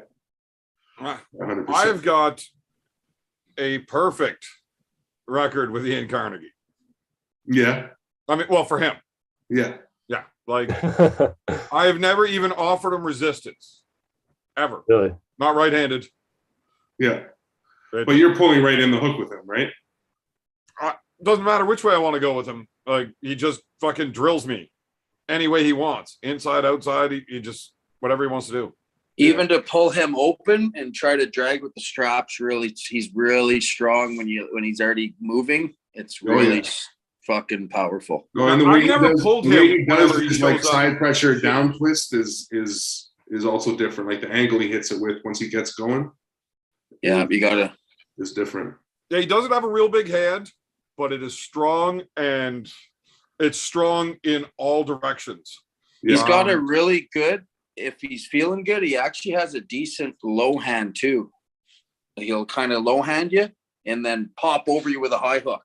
Yeah. Most people think that Carnegie's best move is his hook, but I very much disagree with that. His top roll hit, I would say, is by far what he's best at. He's really good. I've practiced with him a lot before, and he's really he does have a top roll too. Like he's beating the shit out of me in practices before our match. Even he's beat the shit out of me, and then even afterwards we pulled after our match, and he was beating me pretty good in practices. He is fucking. Why weren't you like that on game day, man? I don't know. It's because they gave him a shirt that he didn't like wearing, and it killed all of his confidence. He's like, I want to look good in front of my girl, and now the shirt makes my boobies look funny. He was strong. He just killed his confidence. Yeah, that can do it for sure. I would like to give my prediction on this match, even though nobody asked me. But well, you're next, so now please. I'm going to throw it out there anyways. Yeah, I think you're getting fucking wrecked. Yes, I know you do. I didn't think so until last weekend, and then I'm like, fuck! I just thought Tiny was good. He's actually not. No, I guess I was like, I try not to base like my prediction off of the PAL, but like it's hard. Like I have Ian as the favorite right now, just in my mind. But I mean, hey man, you never know, dude. Use it as motivation. Excuse for why you were so shit last weekend. Give an excuse? Yeah. Why didn't you fucking win both hands there? Look, I understand why you didn't win left. You ran into a big fucking problem. But right-handed, there's no reason you shouldn't have won that. Yeah, I agree. Like, I would have lost a lot of fucking money and never talked to you again if we were allowed to gamble. Louis blew your arm up, bro.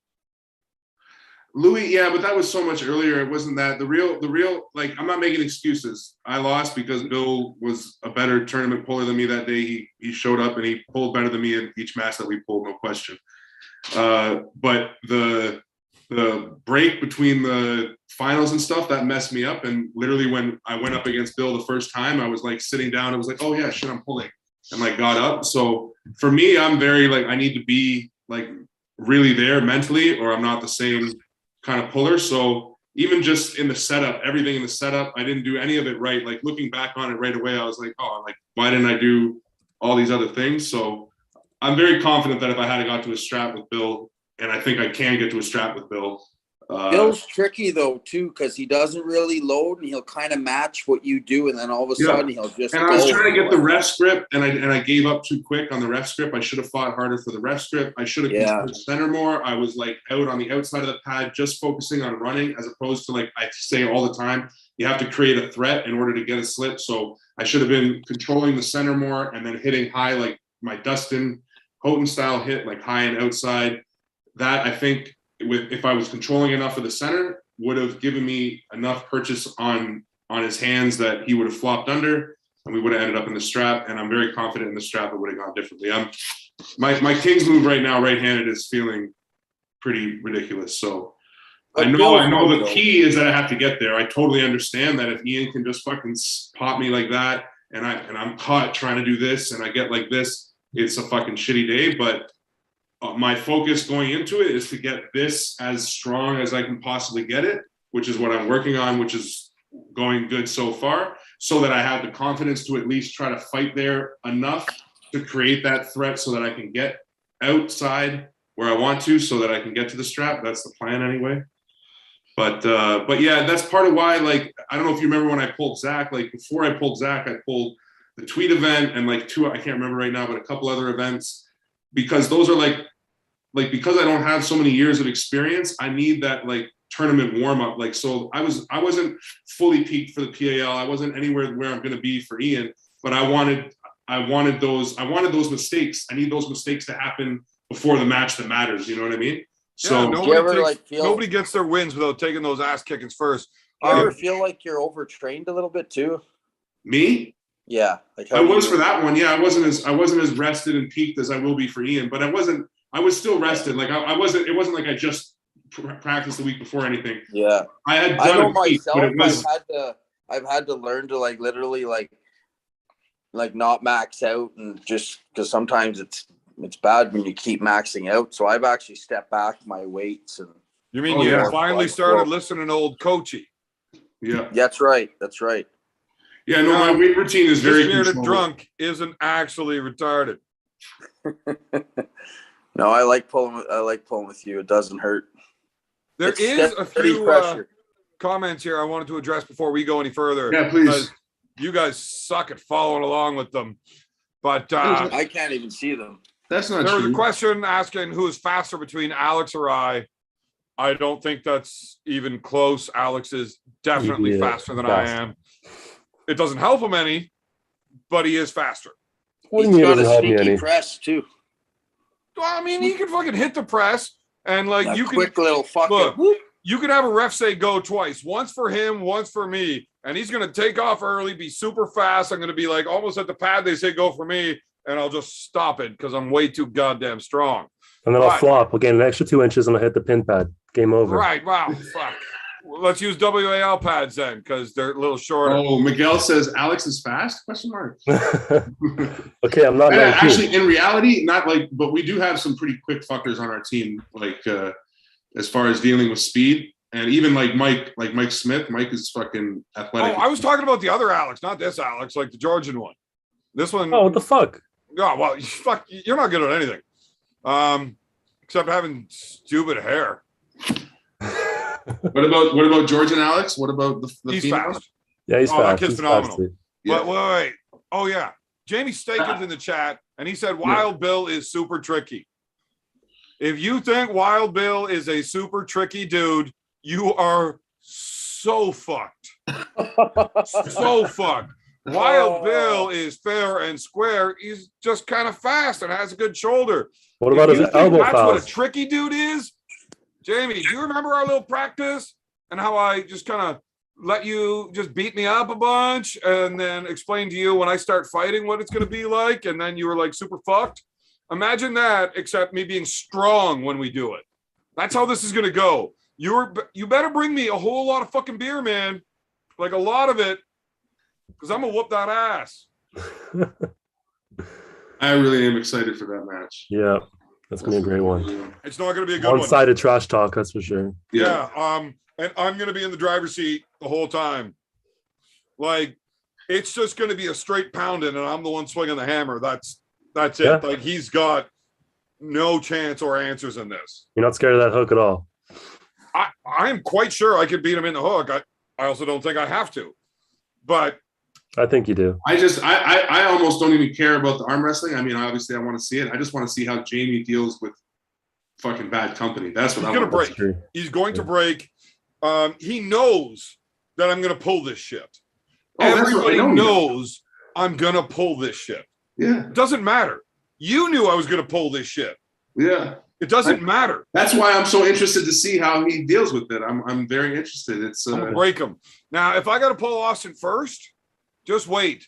I'm going to be so pissed off about Jamie even thinking he had a chance that I might just fucking smash Austin and talk a little bit of shit on that giant motherfucker just to let Jamie, just to get into Jamie's head worse. You know, like I'm not beating Austin because I want to win that match. I'm beating Austin because I want Jamie to start getting fucked around.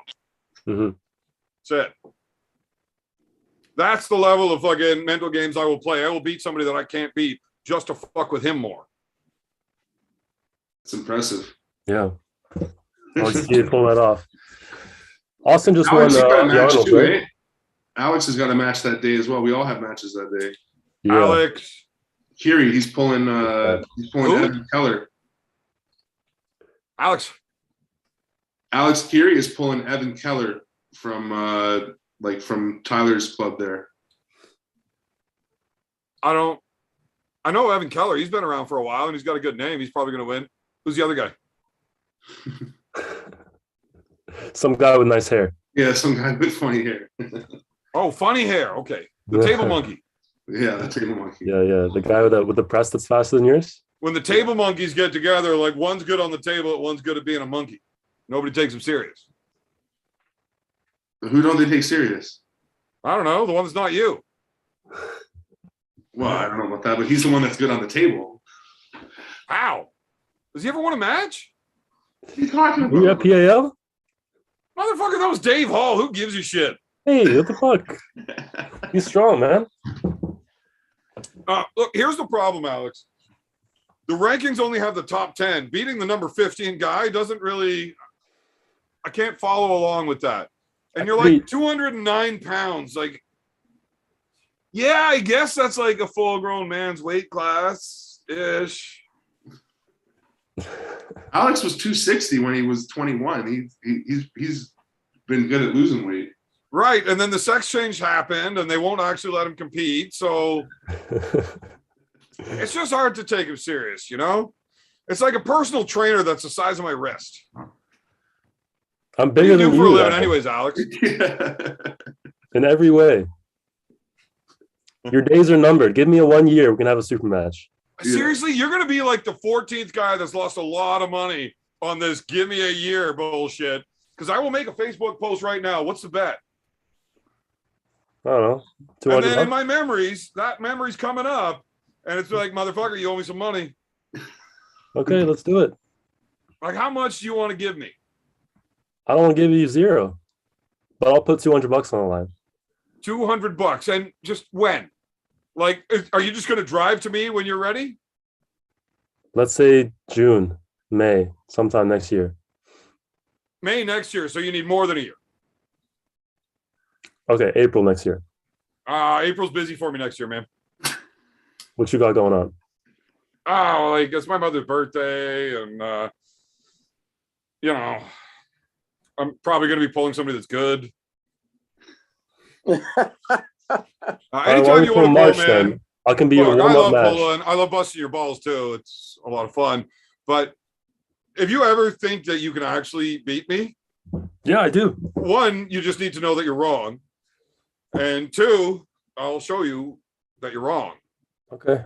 Yeah. I mean, that's in perpetuity. Like, for you guys with lower IQs, that means forever. Yeah.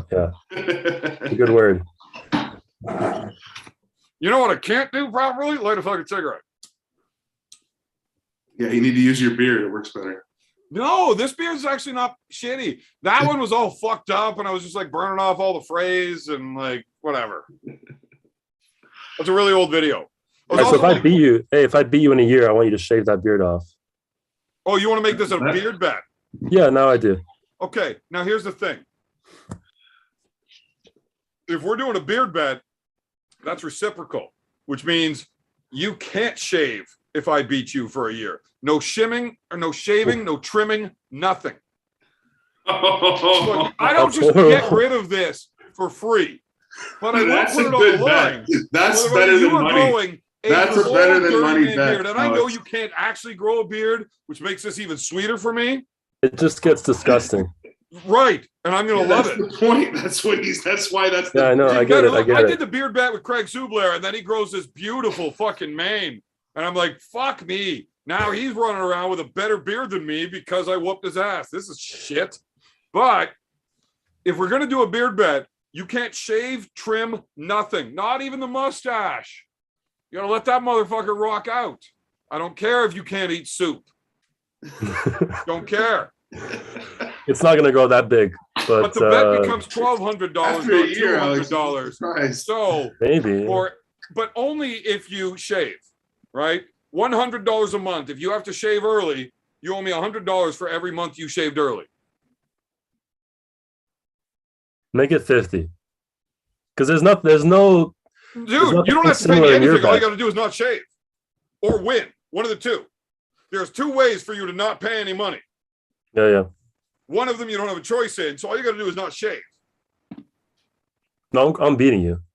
Yeah, but you're not. If you were, you would just take the bet, not worried about the consequences, because, you know. I'm trying to make it interesting. Do.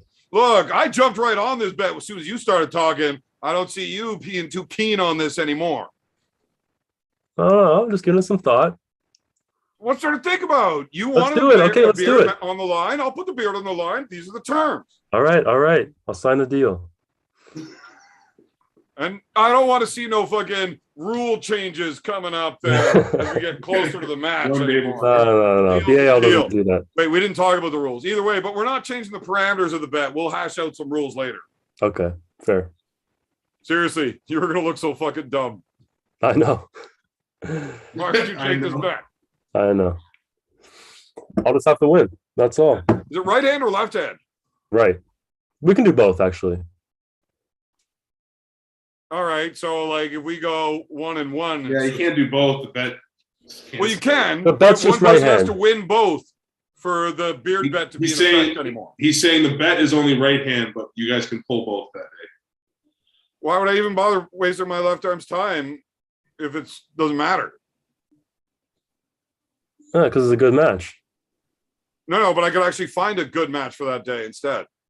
Trust me, it'll be a good match. Motherfucker. If I'm putting this on the line, I am not showing up like I'm going to be pulling tiny or something, right? Like I'm showing up like ready to go. The first time you pulled me after my surgery, you told me you were the strongest you'd ever felt and you were the heaviest you'd ever been. So I think you came ready. When was that? When we pulled at Pembroke, and then a week later we pulled again. Did I say that to you? Yeah. Man, you can never listen to anything I say and take it seriously. You were the heaviest you'd ever been. That was when you were 297. Did I weigh in? Yeah, you said you weighed in that morning at 297. Oh, okay. I was definitely the heaviest I'd ever been. I hadn't weighed myself because that was like last March. I put my scale away. I hadn't weighed myself in like 2 months by then. I was definitely over 300 pounds. I just didn't see it on a scale. I refused to step on a scale for about 5 months because I didn't want to see 300 plus at all in my life. So I hadn't been on a scale in months. I definitely fucking lied about that. And I didn't step on a scale again until I knew I was under. What do you weigh now? Like 244. Yeah, the match will be at 242, right? You and Alex? Yeah, we'll do 242. We didn't even talk about it. Like, do I have to be that heavy, or like, am I allowed to be fat? You want to do 220? You want to do 220? Well, I mean, I'm not promising I'm going to be at 220. I'm just saying, like,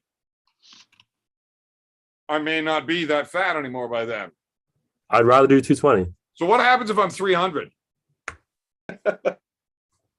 Then you'll be fat. Then you will not have made weight, and usually that results in a loss. Well, I mean, whenever we agreed to the beard bet, there was no weight discussion before that. No, this is the discussion. What do you want to Oh, do? so now you want to put on fucking You rules said and the bet's stuff. not the bet's there. We'll discuss the details after. That was exactly what you I said. meant the rules, not the weight. The weight's part of the rules. Yeah, well, when you talk about it, maybe. That's what little people Backpedaling always say. so quick. You're like fucking years a long That's just way. what little people always say when they're trying to make excuses beforehand. Oh, you're too big and strong. Yeah. You said you were going to be lighter. I said, let's do 220. Then you're like, okay, what if I'm 300? Make up your mind, Evan. What do you want to do? No, the weight thing, we're going to have to Alex can definitely beat you wait. there either way. Discuss He's that got a when we better get frame than you. He closer. can hold more weight than you. I can make 220, but I mean, all I get out of winning is watching you grow a dirty beard. I don't know if that's worth really dieting for. I got to quit drinking beer to make 220. You'll have abs. You'll look good for once in your life. I don't have abs Oh. at 220. I'll cut to 220. I don't want none of you, Curtis. What if I cut to 220? That's realistic for me, 220. I could be that 220, way. you'd be. Yeah, but you're not going to be any good. Why No, not? you'd be good. Why not? Why You'd would be Well, way because better. Be short and skinny. No. I'll still be strong. Yeah, he'd be way better. Eh. Than 20. You wouldn't have. I don't you think wouldn't Curtis will ever be skinny. Yeah. Man, I'm telling you, pork chop, if me and you meet at 220, I will crush you. I was strong at 220 when I used to be. Right, I still compared to had other an- fucking I losers. still that had- suck. I don't think that you crush him if you guys meet at 220. I still had like over 400 bench, even when I was like 20 years old at like 220 and that. I still was and if crazy. you get strong. down to 220 now, you're not gonna lose much strength. No, I'd be Not hurt fucking, much strength. I'd be lean though. Holy shit. Oh, yeah. Look, Yeah, you don't think that a 265 Curtis with abs is a fuckable lot stronger than a 220 at Curtis? Oh, for sure. But like, And I'm not afraid of the 265 Curtis. Like I'm a just 220 teasing, Curtis, like, I I'm don't going think to I could fuck up. like. The only difference is now we both have a little bit of abs, not Yeah. just him. Right? He's the one that's losing the muscle mass, not me. You're just losing the beer belly. Why don't you mind your own fucking business? How about that? I have a belly. Fuck, I'm. Hey, man. You see the He doesn't size have of to my walk fucking around at quads? 220. He just has to make weight. If Curtis walked around at 245, he wouldn't have to lose any muscle to do that. You could just go from 260 where you are now to 245, just losing body fat for sure. All my weight's in my ass. Fuck, I can't fit into any jeans. Yeah, Curtis doesn't walking around with a whole lot of excess body fat, man. there's enough. Trust me, there's enough there to make it down to there. He's not And losing once 25 pounds of body fat without losing any muscle at all. It's not going to No. happen. I'm not. Maybe not. You know, None. somebody posted a picture of him. How he's like, how do you like pretend to be jacked when you're fat? And then immediately post a picture of himself without a shirt on. Immediately. He ain't carrying that much fat. No, I know. I'm not saying it's a lot, but I mean, it's still there'd be enough that you could get close enough to it that then the water cut from 245 to 220 would be brutal but doable because you'd be holding so much muscle. Right. I But I have mean, like lots of fat. anybody that's getting into shape for a bodybuilding show kind of thing where they really got to like tone down the body fat percentage, they lose a fuckload of strength on the diet that's required to do that. They do the big bulk and then they shred. Well, you'd have to do it. They're not slowly. strong anymore after the shred. They're just really good at flexing. No, Yeah, they're not. they're getting to like 5-6% body fat. Yeah, Right. What we're if talking Curtis about. if Curtis got down to 10 or 12%, then Yeah, exactly. like you're probably 20% right now. Oh, I don't think he's that high. Yeah. Yeah. Oh, yeah. For sure he is. Oh, Right? yeah, You I'm stand good. up, you can when you stand up and flex, you have abs still. That's so. I have, like, you know that- how much muscle mass he's carrying? He's carrying so much muscle mass. Of course he's got abs. I got abs too. I'm 300 pounds. I got abs. I'm still 25% body fat. Yeah, Yeah. but that's different. You got a lot of fat inside of your body. Yeah. So if you think Curtis hasn't built up fucking visceral fat, for sure he has, and that would burn out too. Why are you using such big words, man? Because you want to talk my fucking language, bitch. I don't Yeah. want to talk that No, language. I'm if they're gonna not- use words like Perpetuity. that. Big, I eat whatever. I eat it all. I'm just fat. I guarantee that's- you, but Curtis anyway, loses realistically, muscle Curtis if he knows drops 25 it's not offensive. Curtis knows he's about probably 18 to 20%, and yeah, if you were to lose, so Fuck let's yeah, say you go see from the 20 size to of my 10 ass, man? at 260, from 20 to 10 at 260 pounds, that's 26 pounds. My So, thighs alone are Math makes fucking sense. like Evan, 30 inch. Yeah, but I don't think Mr. he's 140 18 to IQ. 20. I think he's Yeah. less than that. 133. I'm right there, bitch. I think he's less than that, though. So you're starting with wrong numbers in the beginning. No, he even knows he's not because he knows what real numbers are. You don't know. No, I'm probably 20, I would say. Right now.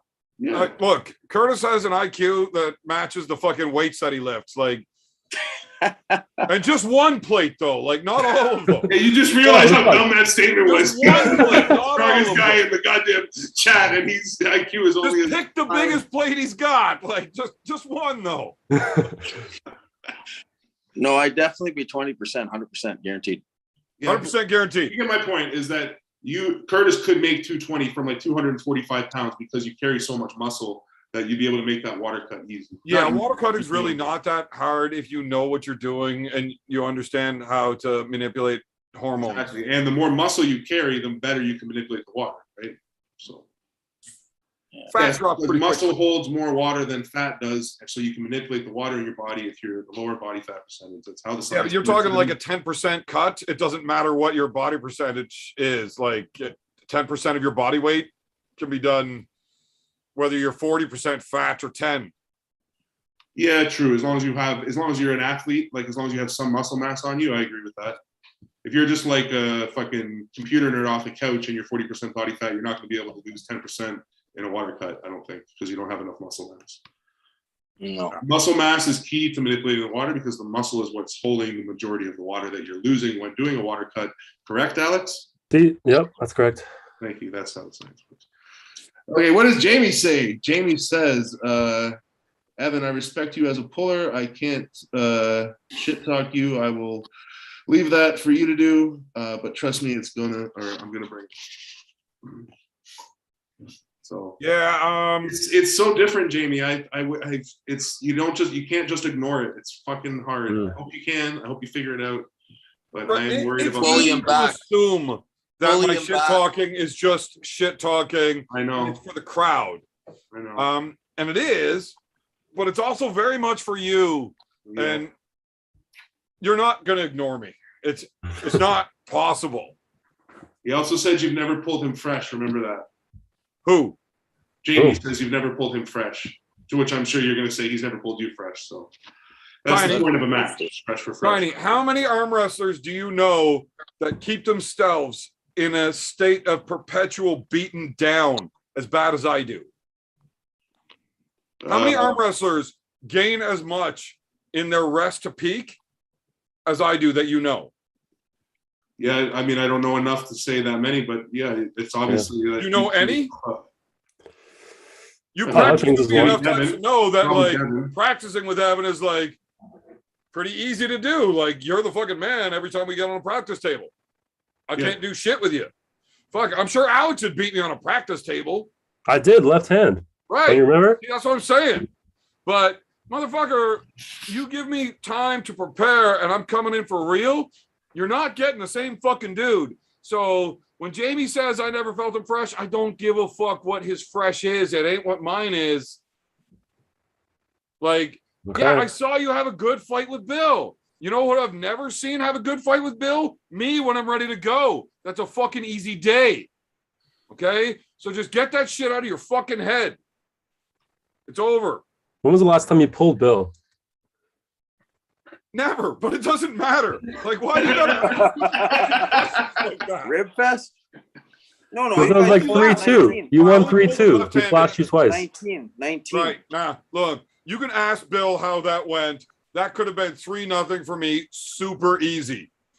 I was why trying didn't to you? do The same, other way, the things. same way you break Todd's balls about why didn't you just drop it? If it could have been, why wasn't it? Well, If it because could have been, why Because he's a wasn't it? hypocrite. That's why. yes, but not in this scenario. So when I was pulling with Bill, I felt him in the setup. And I'm like, I know I need straps. I pretty well always need straps. I've been very, very clear on this. If I'm pulling you without straps, I really don't have any respect for you. So Alex, leave the straps at home when we pull. Makes it Anyway, easier for me. when I pulled with Bill, slip, straps, go, bam. Oh my God, Bill, you're so fucked. Go on. You're talking left hand, You right? switch sides. Yeah, it was left. I've never pulled Bill right. Oh, right. When we go left-handed again, I'm like, you know what? I want to try hooking this motherfucker. No strap. And I try to bury in and I just get blasted. Bam. Well, my left doesn't know how to hook. Well, no, it didn't back then. I've learned it since. I actually learned it specifically for Dustin. But we switch around the table, slip, straps, bam. Bill's all pissed. He's like, oh, you need straps. It's like, well, you need not straps. Like, how you going to shit on me for that one? And then I tried to hook him again in round 4. And again, same thing. I just can't get a hook in. Blasted. But I could have done the slip for straps and done 3-0 easy. I was trying to do something else, but at least I'm man enough to admit I am not able to fucking get that other thing done. But I still have that one route that was always available. Fair. Well, Jamie says he's a lot stronger than when he pulled Bill. Right. Well, you need to be, because Bill's never even come close to me right-handed. Not even a little. He has never slowed me down right-handed, inside or out, ever. Did you pull it iron arms? Right hand? No. Oh. No, yeah, because Evan didn't pull right hand that day. No, so at the Iron Arms event, I had a match coming up in 2 weeks in Red Deer. Yeah. Right now, I'm thinking my left arm's really good. I don't really need too much to worry about, right? I can pull this event, win some money, and then I've got money to go drink with in Red Deer 2 weeks later. Yep. And my arm will be fine. My right arm, not so much. I'm not going to pull right-handed. I got Brett to pull right-handed for me. Brett got fucking crushed because he's an idiot. Left-handed, though, I win the tournament, and then I go to Red Deer. 2 weeks is not enough between events. I get to Red Deer, very first match with Mark, and I tear my pronator on my left arm. Like, I hurt myself every time I try to do 2 events too close together. Yeah. It's your body needs more time than that to rest. When Curtis is doing this 4 or 5 weeks off, and you see him show up to the table like a motherfucking monster, it's because he's doing things right. Yeah. Right. It takes time for your body to recover if you want to perform at your best. 2 weeks is not enough. I go out there with my right arm because I didn't just pull 2 weeks before, which is supposed to be the harder match, and it was super easy. Left-handed, like, I hurt myself, and I spent the whole time out here. I was able to keep him from pinning me, but all I was able to do was hold here until the guy fouls out 6 times. Right? And that's a guy that I should fucking kill. Yeah. Just 2 weeks is not enough. Yeah. I've been off the table. This is the 4th week now, I think. Yeah, 4th And week. you've still got another 3 weeks. You're taking 7 weeks off before Todd? I've been off right now. Yeah, coming on to just 4 Alex, weeks now. 4 plus 3 is really tough. Like, just ask him easier questions. Oh, fuck. It's 6 weeks because he's in his 4th week now, is what he's saying. So Yeah, 6 Okay. weeks. Easier questions. Don't ask me math questions because I do not see numbers. That's crazy though. 6 weeks off. yeah. Yeah, no, you need it Curtis? seriously to heal. Curtis, Yeah. you're deadlifting and you've got 5 plates aside. What's the weight? What is That's it? hilarious. 485.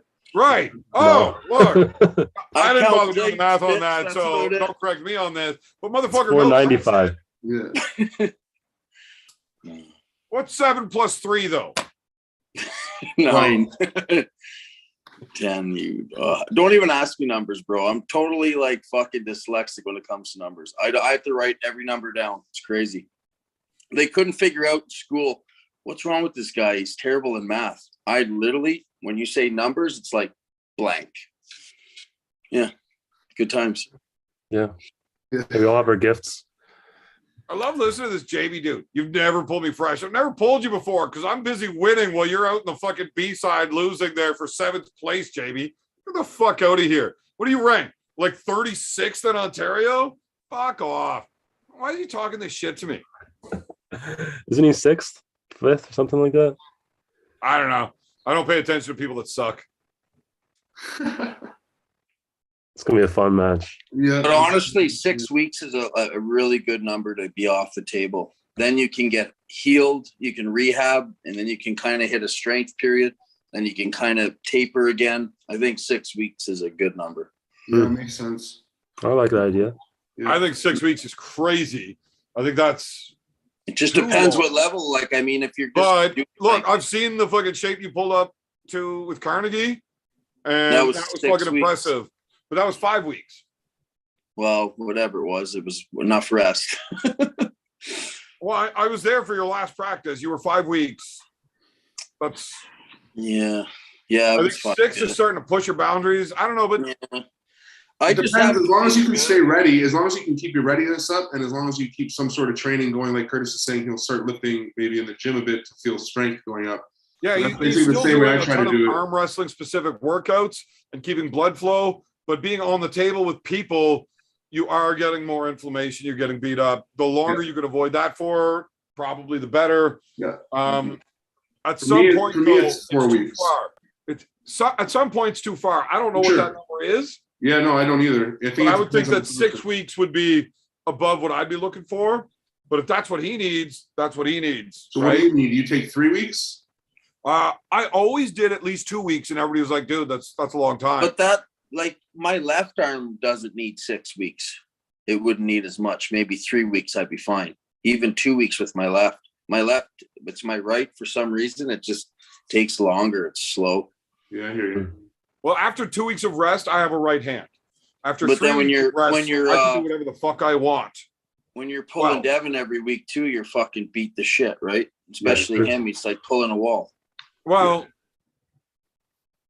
yeah, whenever you come at him as hard as you can every time.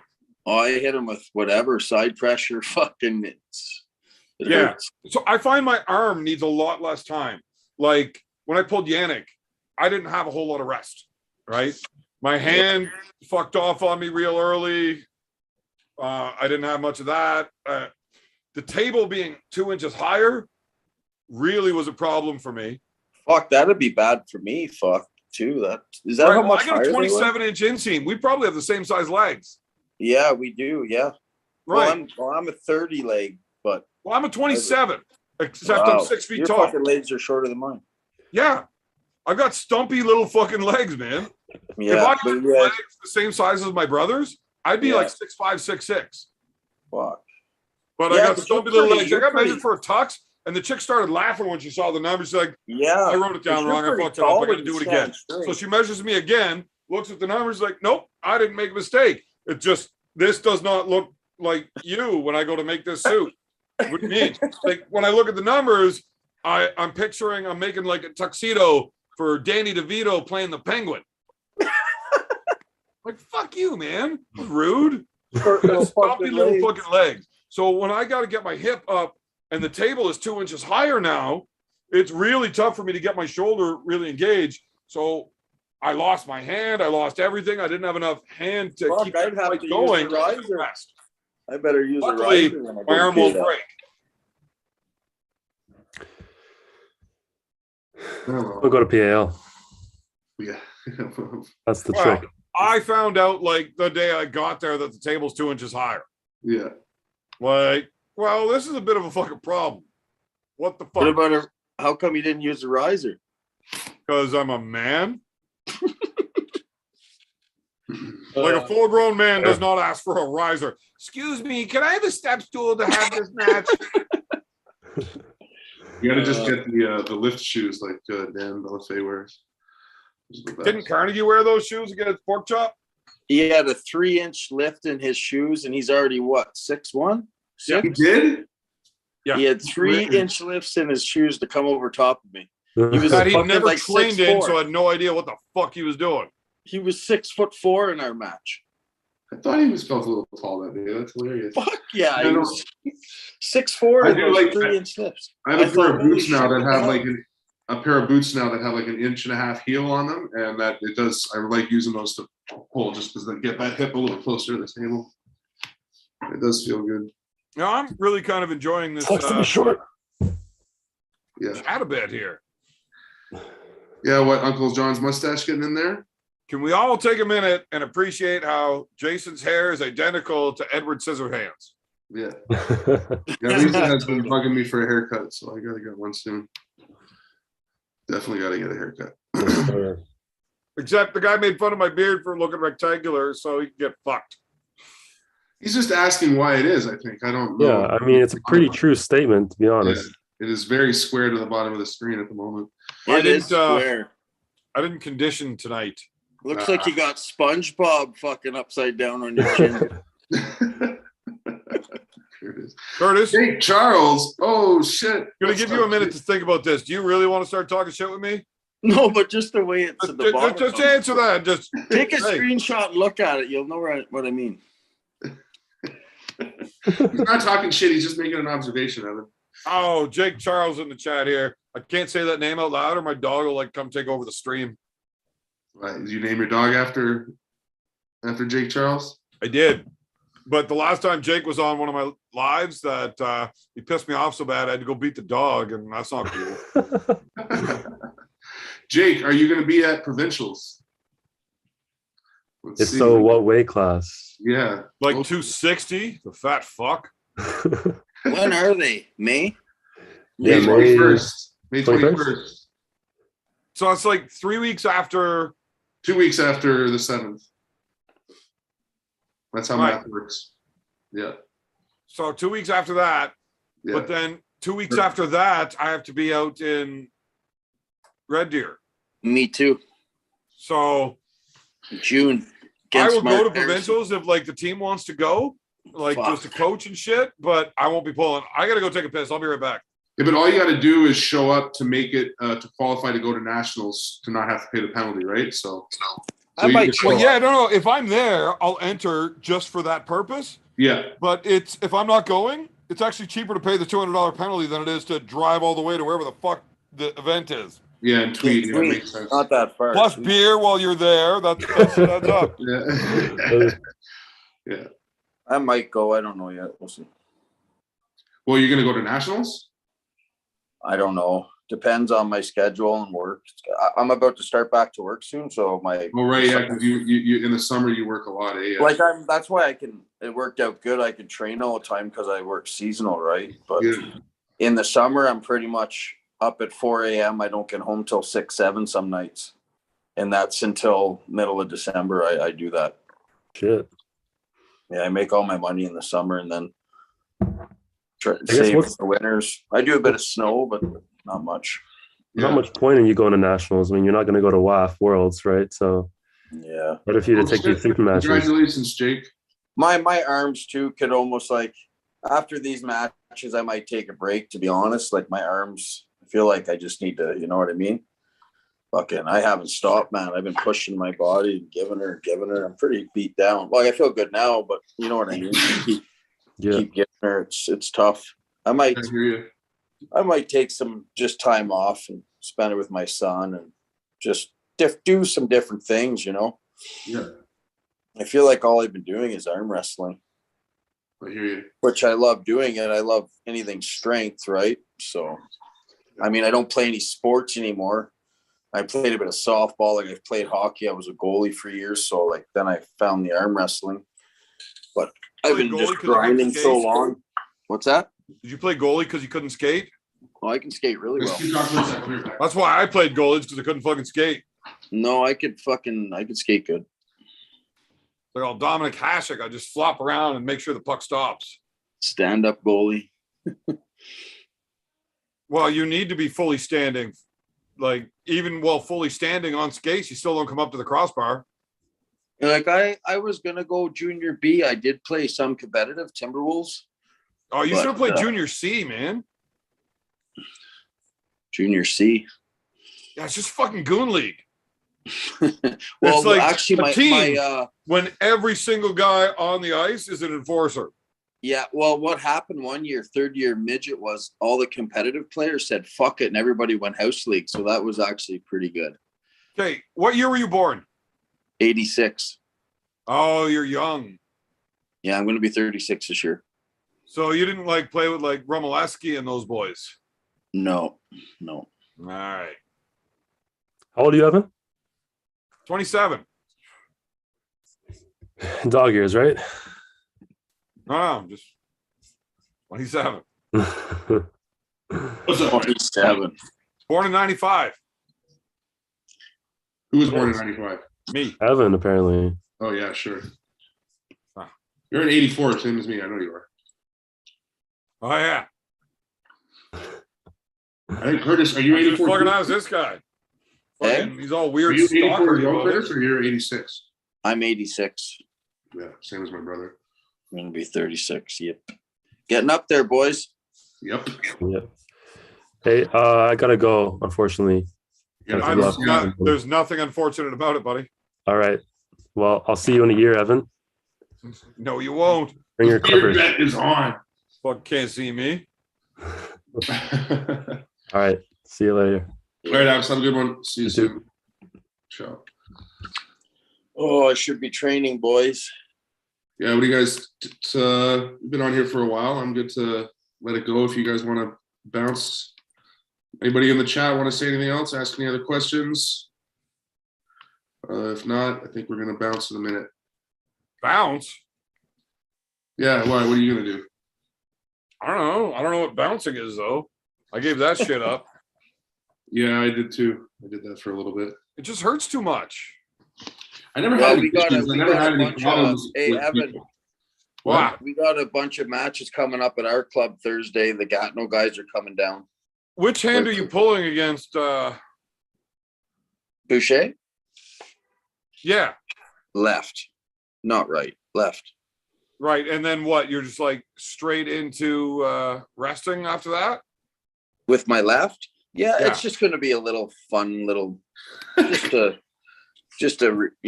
get refreshed a bit. It's all just for fun. I'll have no problem with them. I'll just probably top roll them. I'll be safe.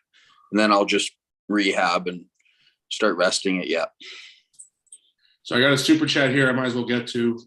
BEERMAN is happy that Alex's hair is gone, I believe is what he's Right. saying. I tried to say his stupid hair is gone, but YouTube wouldn't let me write stupid. They're like, yeah, I'd say that. Like, wow. Oh, Fuck.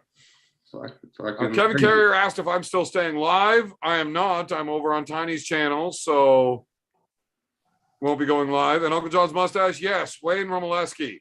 That is the guy I was referring to. Who's that? Wayne Romoleski. That was while I was born? So my older brother was, I'd say he was a pretty good hockey player, but I'd have to lie to do that. Okay. So he played competitive hockey, like he played on the rep league, the rep team and everything. Like, and he was the captain of like the all-star team for several years. But they called him Stone Hands Burgoyne. Like he wasn't a good hockey player, but he was good for morale. He was a big, strong dude. He laid motherfuckers out. I remember one game in Arm Prior where the ref blew the whistle because they didn't know what to do because Adam had laid out 7 people within like a 35-second spell, and there were still 4 people laying on the ice, and it was like, hey, you know what? This is minor hockey. We're just like, we're gonna blow the whistle and have a face-off somewhere over here, right? But when he got done with minor hockey, I don't know, he went to be a car salesman in Peterborough for a year or something, and then when he came back, he tried to play junior C or junior B with the Timberwolves. Okay. And Junior B. yeah, junior B is Timberwolves. Adam never went junior C. So it was still like he made it through the tryouts and everything, and then it's like the first game, and he was only like, the team literally called him a few weeks before the season started. And he's like, well, I didn't try out for the team. Like, why are you calling me? Like, well, we want you anyways, so why don't you get suited up and join us on the ice on Tuesday, whatever. Less than 2 weeks later, he hadn't been on skates in a year and a half. He's got 2 weeks to get used to it. Wayne Romoleski, the dude that was mentioned in the chat, was like the fucking tough guy around in the league at that point. So Adam on like 2 weeks notice or 2 weeks worth of skating, they're like, hey, we're going, you're up, go fight Romoleski. And he's like, no, I don't want to fucking do that. I'm like, well, that's your fucking job. So do your fucking job. Get out there and fucking drop the gloves at Romoleski. He's like, no, we play him next week. Let me get another week under my fucking skates before I fight that fucking guy. He's a fucking gorilla. Do your fucking job or hit the fucking dressing room. I was like, okay, well, you never got to play another game. You got cut for being a pussy because he wouldn't fight. I'm like, dude, why don't you just go fight the guy? You got refs. Yeah. You're going to break it up. Fucking drop the gloves, hug on to him. They'll break it up, and you can fight him again next week if you feel more confident by then. Just come out just to Act fight. like a And that pussy. was it. They're there for one reason, to fight only, not to play hockey. That's the only reason I even watch hockey. Yeah. all this fucking Those were the good bullshit days. about fucking making everything family friendly and Bullshit. liberals and blah blah blah blah blah. Can't Hockey do anything. is better with fighting in it. For sure. Any game that ever happens, people are in the bathroom, when a goal is scored. Like, they're on a power play. Well, I got to piss. Gonna go. Oh, fuck.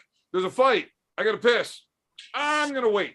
Nobody gets up and leaves their fucking seat while a fight's happening. They're all watching. Yeah. True story. Whatever. They're ruining our sports. Yes. Yes. Pussifying everything. So true.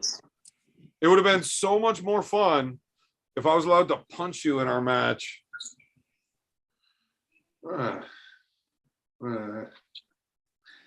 That's why I mean, I don't know about that. I'm just saying, if you and Gilbert have a super match, it would be a lot better if I get to see you guys punch each other. Well, you just want to see a fight. That's the arm wrestling is like a fight without the fight. So no, that's not necessarily true. I mean, yes, I do like watching fights, but I can go watch UFC if I want to see fights. I wanted to watch Gilbert get punched in the face. It's only fun for me if you win. If you lose, I'm like, we're probably not going to be friends anymore if you lose a fist fight to that guy. I hope I can say that I wouldn't. I don't know. Well, if you ever do fight him, and I hope you do at the table, if you lose, just understand you were definitely letting me down. I understand. I would definitely do my best. Also, I think it'd be really funny to watch you guys pull in a double kings. Yeah. I pulled him when Devin went to Montreal and we met up at TriStar there. Yeah, but that's practice, right? Yeah. No, I know. But how'd that go? He's actually like the biggest dickhead to practice with. He can be a little bit, yeah. I can't stand the guy at practice, at events, ever. Like, and realistically, I'm actually pretty easy to get along with. But not that guy. Yeah. Yeah, I hear you. I don't know. We'll see. I would fight him. Pork chop, you should fight him. I'd like to pull him in a real match for sure. I missed who you're even talking about, bro. I was in my own Christian Gilbert. Oh, I think he'd want you the most, Evan. He wants to arm wrestle me, but there is zero chance of a fight breaking out there. Yeah, you guys had you had a good match with him that one there, I seen. Well, I've now learned how to use my hand, so I'm going to win that like every time. Yeah. He's lighter right now, too. I think he's in the 240s. So am I. I don't care. Yeah, he's coming down. Last I talked to him. Okay. Have you pulled him recently? No, not for a while. Jason, when you were pulling him, that TriStar thing, that was right after the Thor fight? After Devin had the Thor fight. Yeah, sorry, yeah. Before the Brzezinski match. Yeah, it was when he was starting to get ready for Brzezinski. Yep. Well, basically, it was like Thor fight, start to get ready for Brzezinski, start resting for Brzezinski. Yeah. So, and how did that go? You pulling with him there? I felt comfy. Are you able to work around a King's move? I'm not great at it yet, but when I was, yeah. Like I was able to get over it and press it on him. Better, easier than I do with George. Well, yeah, George is way fucking better. No, I know. I'm saying it, but like, but I mean, yeah, George is still really good. I never really hit George or try to go aggressive with him. I just try to work it, but it's hard to work around with George. And George being like 170 pounds and Gilbert being like 270. Yeah. George is still the tougher guy to beat in a hook too. Probably, yeah. Gilbert didn't feel good anywhere else. Yeah, that's all he's got. If we went anywhere he's not else, as good at George as that either. And he doesn't really like, at least when we were doing it, he doesn't really like far off the pad and like it's not very clean. So yeah. It's the bull move. Yeah. He also thinks he has a new move that should be named after him. Oh man, that guy is such a fucking idiot. Yeah, he's got a little. I hope he hears this clip. Edit it, send it to him. But yeah, I'd be down for that match anytime. I'm not too, wouldn't be too worried about it, to be honest. But What if we were to set up like if I did like some fundraising and found some sponsors, would you be willing to do an X-Arm with them? if there was enough money behind it, yeah, I guess so. How much money do we need for an X-Arm match? Oh, I don't know. A couple grand, I guess. How many's a couple? A couple works out to 2, I think. Wow, some people it does, some people it doesn't. So we're like $2,000, you do X-Arm with Gilbert. With Gilbert, yeah. Not with How much to do X-Arm with like my little brother Bert? What? Have you met my brother Bert? No, I don't know. The big one with scars all over his face. Not Brett. Yeah. Okay, yeah. So Bert is just when Brett gets drunk. And then Okay. when Bert gets drunk, he becomes Bort and nobody wants to deal with that guy. That's awesome. More or less to do X-Arm with Brett than it is for Gilbert. I believe it would be more if I remember Brett correctly. A lot more for me, but Yeah, that's what I think for sure. I think it's not even an option actually. no, he's got these giant fucking Yeah, hands. that's what I thought. That's what I'm remembering right now. And he's fucking like, Also, I've watched him knock people out when he misses punches. yeah, because Like he hits them with With the inertia. forearm and they still just fall asleep. I watched him land a punch and knock a guy out cold twice with it. The guy out cold, hits the ground, and then 10 seconds later, he gets up and he just spins in a circle and goes straight back down, out again. that's amazing. It's ridiculous. But Gilbert, so like $2,000. Sure, yeah. I mean, That's just to the winner? well, no, let's say, I don't know, Evan, make it real and then I'll start to actually talk about it. I got a super chat though. What's that? This is real. Oh yeah. If it's like $2,000 to the winner, I might just come out of pocket on this. Well, let's say a grand regardless, and then an extra grand to the winner, maybe something like that. So I got to come up with like $3,000 then. Yeah, I guess so. Well, I'm going to talk to Marcus Thompson. No, seriously though, that would be hilarious. Yeah, I Just doubt because, that he one, would. it's fucking stupid. It But is two, you better fucking win. I'll be so pissed off if one, you get knocked out, and two, I got to pay that guy more money. Yeah, I know that would suck. That would suck. So what are we? We would be strapped right arm, and then we'd have a left arm to throw with. that's Or the you can thing. strap Which left arm, throw with the right arm. So the rules are you win by pin or knockout. And the refs don't call pins. I'd want to be tied with I'd want my left to throw. Yeah, I would. Yeah, that's the thing. But either way, I mean, with the way he pulls, it would be hard to reach him because he'd be hanging off, dealing with that anyway. Cullinator says, Table Monkeys, great work, and they deserve the support with a $10 super chat. Thank you very much, Cullinator. Appreciate that. Yeah, no. The Table Monkeys are an awesome channel. I think they're very underappreciated, even though I disagree with like almost everything that the guy with the weird hair says. So I I wanted to, No, that was both of you. Yeah. Jason, what do you think? So me and Toddzilla, say we get locked at center. What do you see? Oh fuck! I don't. That's what we all want to see. I don't. If I knew, I'd be fucking. I don't know. They're gonna get locked at center. Yeah. Do you Todd's feel just like gonna turn he- away and just start driving until Curtis's arm hits the pin pad.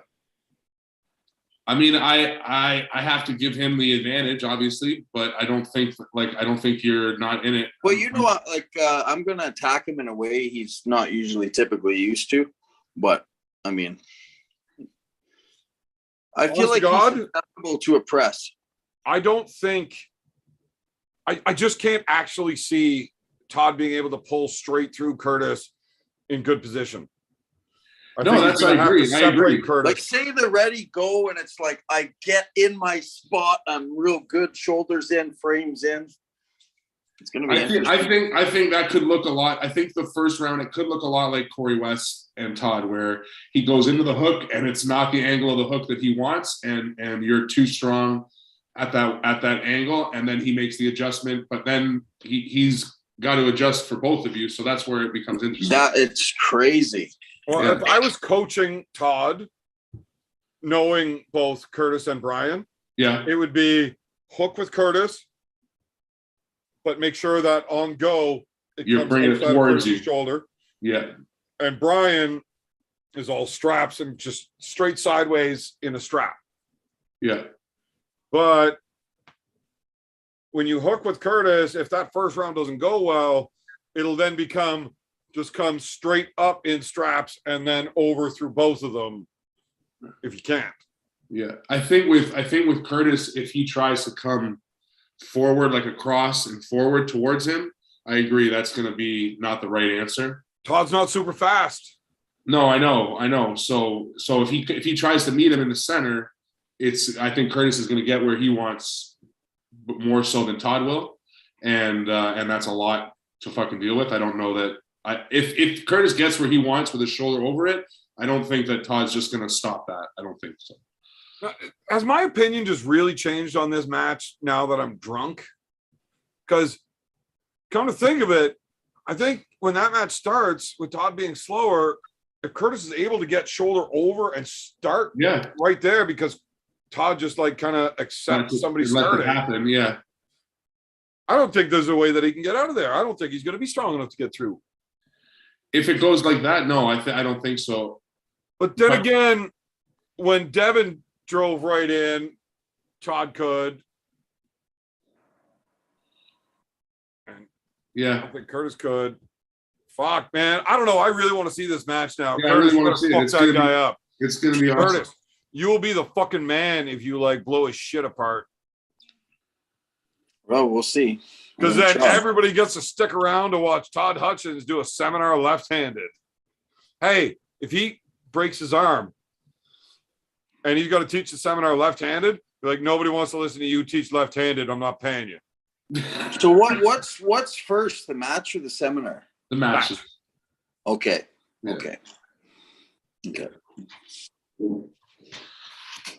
Yeah, matches first, and then the seminar after, and then a whole bunch. Makes sense for sure. Because you'd be tired after the seminar to pull. Yeah, that would make sense. And the way he gets ready to pull, he gets he warms up, he gets himself right to it. Oh yeah, he gets amped up. It's real good. Yeah, Curtis, there's no way you're beating Hutchins. Hey man, we'll see. I realize the only thing you're good at is what he doesn't ever lose to, right? Yeah, we'll see. Nobody beats him there. He's human. He can be beat there. Like even your buddy boy there that you're always dangling on the balls of can't beat him there. He had to run to a king's move. I'm not looking at that. That doesn't worry me at all. Well, maybe it should. Nah. You made Devin run to a king's move. Have you seen Devin actually really try to hook me? Truly, fresh? Yes. When? All the fucking time. Okay, so while getting ready for Mike, he always goes more pronation. Right? He's always doing this fucking half-ass king's move in his training so that he can get more volume in. But he's so strong. When getting ready for Mike, I did watch him come straight at you a lot. I watched you guys break a table, and I thought your arm broke. Oh yeah, you were there in the barn, eh? Yeah, I was there too. Felt good straight at Devin. I felt Devin good was doing all outside with everybody except for us, and then it was all inside with just us. Yeah, I remember. I felt good actually. I went to adjust, and then he thought he broke my arm, but it was the table. I thought your arm broke too, but it was the table. No, I was fine. I was in good I heard spot. it. I was ready. I was ready to go. Fuck. I know your arm didn't move. I just heard that crunch, and I'm like, motherfucker just broke his arm. Yeah, but nothing moved. No, like how fucking strong can a dude be where his arm just breaks in half and he just flexes harder and it still doesn't move? Yeah, the table broke, but it was loud and gross. I thought it was broken for sure. Yeah, a few times me and Devin have put our bones on each other and just, there's some good pressure in there. And I feel like my frame's pretty good. It's just putting it together. Yeah, I don't think your arm's going to break. I don't think his is going to break. If anything, I feel like we're going to be I feel the like inside of your elbow letting go, whether it's you or him, I don't know. The way he sets up, like I feel like it's just gonna land there. I don't know. But he's blown his I bicep think it's- before. Well, he wants to land there. He's going to give you absolutely everything that you want because nobody beats him there. Strong, so that's just the way it is. I could see you actually taking the first round because of this. And then, like, whenever Todd pulled Jerry, he realized, okay, if I let that shoulder come that far forward, I'm kind of fucked, and I've got to start bringing it around. Yeah. We'll find out, though. Jerry was able to press through his shoulder. Right, when he was forward. But yeah. So Todd didn't actually win rounds because of elbow fouls, but when he was bringing it outside of Jerry's shoulder, he was able to get him. Yeah. With straight side pressure. He just needed to get it a little back first. And then that side pressure was enough to come through Jerry. Yeah. Todd's like a draggy, like side pressure hook. Like it's his groove. If I can just keep him out of that draggy, maybe I'll have a chance, you know? Well, if you can get your shoulder forward first and keep that on your side of the table. That's right. I think it starts dragging you just like. I think if Todd lets you go there round one, it's bad news for Todd. No, guys, we're fucking retarded. There's no way Curtis is actually going to beat this guy. I am getting drunk. I must be. There's no fucking way he's going to actually win. I'm just agreeing that the way the styles match up and the way that Todd might let him hit and how strong Curtis is once he gets his shoulder over it. We'll see. I'm pretty tight right now. Like I'm fucking gonna be locked. I know. And I agree that he'll probably end up letting you get there round one. You got to think I'm gonna be about 265 too when I show up that day. Yeah. I'm gonna be the biggest you've ever seen me. Dude, you're like 262 right now. Yeah, that's what I mean. And I'm not even really eating crazy. I haven't even had an appetite. I haven't been sleeping. I haven't been eating, and I'm still, fucking 260. So once I actually decide to, okay, now I'm going to sleep and eat, I'll fucking blow right up. I'm just training and fucking up all hours. Fucking, it's crazy. Well, that's because you masturbate 13 times a night. Oh, oh, that's hilarious. And true. So, let's see. Either way, I think it's going to be a great match. It's going to be fun to see. And I like the fact that however it goes, like even if you do get in there that first spot and get, I want to give what people want. I want to do what people want to see. I don't want to run from it. You want to see me hook? I'll. As crazy as it sounds, trust me. I wake up every morning going, I'm really going to fucking press or hook Toddzilla. I'm really going to go at his shoulder. Every morning I wake up and being like, fuck, that's insane. But whatever. Right, well, the problem is you don't have another option. Yeah. Exactly. I got who I am. It's how I'm built mechanically. I'm not a top roller. I mean, I can top roll. I think, but you got to dance with the one that brought you there, right? Like, I think that's also why it's so cool with Curtis and Brian, because Brian is like so similar to you, but just the opposite lane, like that high and back outside lane. So Todd's going to have to go back and forth from both those type of pullers regardless. Yeah. So even if he figures you out, then he's got to pull Brian, figure that out, and then remember what he needs to do against you next. And so that whole part, I think, should be really interesting. Yeah. And I mean, Brian just pulled there, right? So I don't know what shape he's going to show up. He just got second in Michigan, so he's looking strong. And now he's got 4 weeks to, like, as long as he doesn't overtrain from now to the pod, because he just, Michigan State just happened, right? So 3 weeks, sorry. Brian's really strong, man. He's a beast. Yeah, he's stupid strong. Goes to show you, like, you went down there and did really well. Yeah. Like, I don't know. I wouldn't be pulling an event 3 weeks away from an opportunity like that. That's crazy. Yeah. Yeah. I think I don't know. I'm just happy to have round one. I really want to. Was Michigan State this last Saturday or the Saturday? Yeah, it was. It just happened. Yeah. Just passed. Well, so Todd pulled an event 3 weeks before too, so. Yeah, well, I mean, Todd does that. He works out like the day before. Yeah. Now, it's hard to argue with the results that Todd's getting. It just sounds fucking crazy. Yeah, he's insane. It's a science, man. Why would anybody do that? Like what? Well, part of the whole west side, working out the day before an event. he doesn't work out a day before. He works out, the last workout he does is like 3 or 4 days before. But if you look like the whole west side methodology and everything and the way that it's planned out is that they're always just a rest away from a peak, the way that they train. Like all they have to do is a deload at any point and they're basically ready for their peak because of the way the conjugate system works. And it does work. Like it's worked for a lot of different sports for a long time. And whatever Todd's doing, he's really figured it out for. If you're rehabbing a lot in between whatever you're doing, you can push it pretty much as long as you're rehabbing. And if you're not doing the same thing, like if you pull the same way every week in practice and you go as hard as you can every week in practice against more or less the same guys, it's the same thing as doing the same lift, like the same type of squat every week over. Your body will eventually hit a plateau and start to decrease. But if you change that stimulus, if every week you do a different bar or a different type of squat, so every week you pull a different position or a different guy at practice, you're going to constantly be able to progress and be at this like maxed out level. I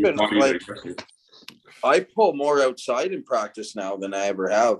I don't even hook much in practice. I just save that. I'm more outsider in straps now in practice. Yeah. Well, and you train a lot of hook on the table, like with your weights though, right? Like that's where you mainly train that lane. Yeah, my wrist a lot and cupping and but I'm not like full repping. If I do, I'm going light. I'm being safe. Like it's, like I got 30 pounds on my pulley, right now, like it's just super light.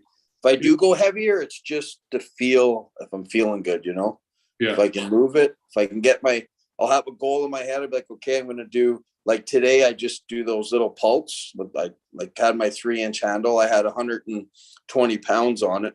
And my goal was 10, just if I get 10 of those and it doesn't hurt, there's my lift, But I worked up.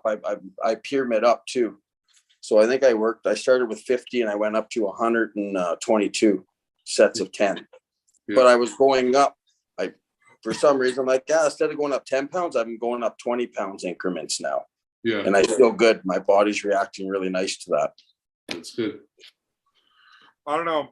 The only time I've ever really fucked with lifting and doing weights was for schoolboy.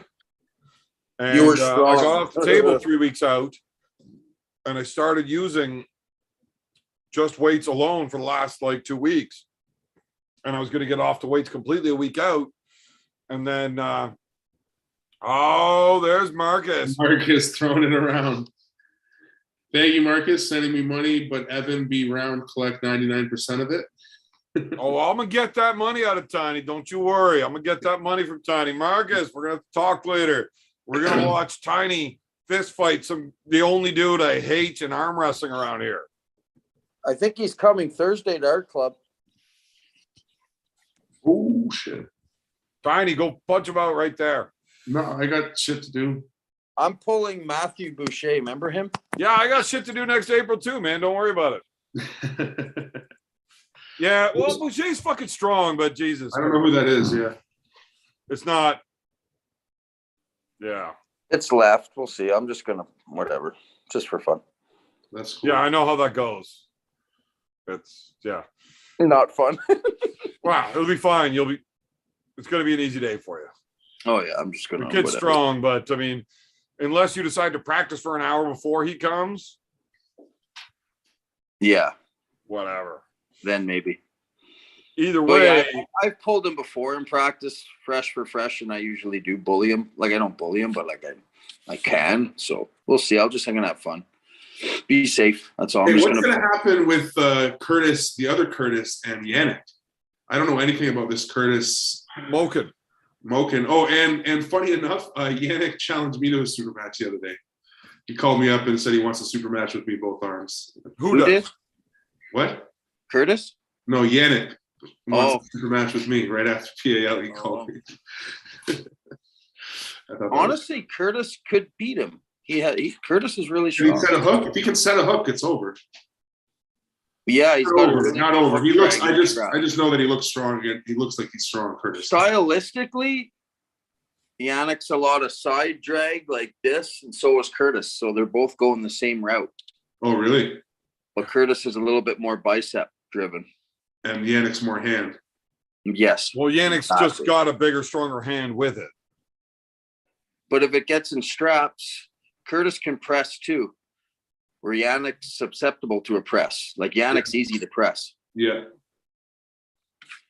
I don't know. I like the match. I'd like to see how it goes. I just don't know anything about Curtis. That's why I'm asking. I don't know. He's really strong, I pull but with him a lot. he's not a good arm wrestler yet. Yannick is actually He's getting just better built at arm strong. wrestling. Yeah. Yeah. No, Curtis is a maniac. He's always beat up and pulling. I'm not going to pull hard, and then he's just a maniac. He's crazy. He is fucking strong. Yannick's strong too, but I think Yannick is Yannick's like 12 years in and he's finally learning how to arm wrestle and like learn to counter and move. A little bit, yeah. Yeah. So You I'm got to gonna lean adapt. towards You Yannick, got to but- adapt, man. If you're not adapting, fucking, that's only because Curtis isn't fully a high hooker yet. he's gotten strong since he came here, though. I'll tell you, holy shit. When Curtis is actually a high hooker, I'll be betting on Curtis Yeah. because Yannick just can't beat us. Robin's got a match that day too, eh? Robin? I'll have to give him a high. Yeah, hook. Robin Getson pulling Yeah, left who's he hand pulling? against Tyler Robinson. Left hand. Bucky. Yeah, No, Bucky Big and B's pulling Bucky. right hand. Oh, Right. and Yeah. Maybe Robin yeah, pulling right Bucky hand. left? That's right. Yeah, Robin and Bucky left hand. Oh Yeah. man, Bucky's gonna have a bad day. I like Bucky, but that's not a good day for him. Robin's getting really good, eh? Robin is going to crush Bucky. Yeah, especially because of the style too, like where Bucky likes to hold and where Robin's gonna go. I think Robin's got so much hand for him. And when B fires off, if you let him set up over top of that, Which is if what B can Bucky fire does. off Yeah, it's not. and you give him enough time to step in, Yeah, Jesus, it's a lot. man. It's a lot. Dude, even when I'm feeling really good at practice, No, you can't. I hold can't it. let B's shoulder come over. No, if it's No, there. if you let him yeah. get that little press, ouch. No, yeah, fuck that. Yeah. He's really, I like. with That's a good Bucky- point against. I didn't think about that against Bucky because Bucky will let him get there without needing to, sort of. You know. Well, B's got a good hand. If out of straps, B could pop his wrist back. Maybe he'll roll him too. Bucky's hands. Possible. I don't think he's going to be able to. I think Bucky's going to suck it into a hook just low, and B's going to step over it and Yeah. just push right through it. Yeah. Before we go any he- further with yeah, that, Marcus, get some sleep, dude. Our little chat the other night worked out real well. Neil said, I'm on his show on Wednesday, 4:30 my time, whatever that is, over in Ireland. But maybe you don't have to stay up all night just to watch this time. Nice. Yeah, yeah, those are going to be good matches. There's going to be a lot of good matches that day. I'm excited. It's going to be awesome. Well, there's What a do you ton think of great with arm wrestling Alcester coming and up here Brennan? around now. Like, it's awesome. Yeah, Because we had such a dry spell for so long yeah, that I'm really excited now. I went from not being able to get like an actual match where like Pork Chop and I were actually talking about setting up a real match between us, right? Yeah. Because we just couldn't find other people to pull. yeah, Now there's too many. yeah. Right now, I got to turn them down nonstop. That's the thing. Like, it's so hard to fucking peak and be strong all the time, and everybody go, "Oh, do this, do that." It's like, well, no, fuck. Yeah, You can't pull everybody. Like, seriously. yeah. I'd like to. I know. I wish. You got to pick and I mean, choose. little local events you could, I guess, get in there, but like If when you recovery pull and out- healing time wasn't a problem, I would be pulling nonstop. Yeah. Totally. But it's a big deal. Kurt, Tiny, Yeah, how fucking long are you going to run this shit on for? I've been waiting for a minute to break it. I'm pretty much good to go if you guys are. Yeah, I'm good. You guys good? You want to do Wednesday, you said, or something? Yeah, Todd's going to be on Wednesday, so I'll send you a message about it. We'll probably talk to him for a little bit first, and then get you and Brian to come on while he's Awesome. on. Yeah, that'll work out. That'll be okay. We'll talk some boring training stuff first, and then I might just be in the chats talking shit. sounds good. Sounds good. If you seem to be behaving yourself, maybe I'll send you a link. Probably not. Don't do it. I'm telling you now, don't do it. I probably won't. All right. Thank you very much, Evan. Thank you, Curtis. Good to see you. Yeah, Thank man. you, everybody in the chat. It's been awesome. First of many. We will keep doing this. And Wednesday, come back to catch us with Todd, because Toddzilla will be on here. I would And, flex on the way out of here, except you big two flexes. fucking behemoths We'll make see me you look guys. stupid. See you guys later. Thank you guys very much. Yeah. Just hit the end on the live thing and leave Zoom on still. Yeah, that's what Yeah, it did. boys. Yeah.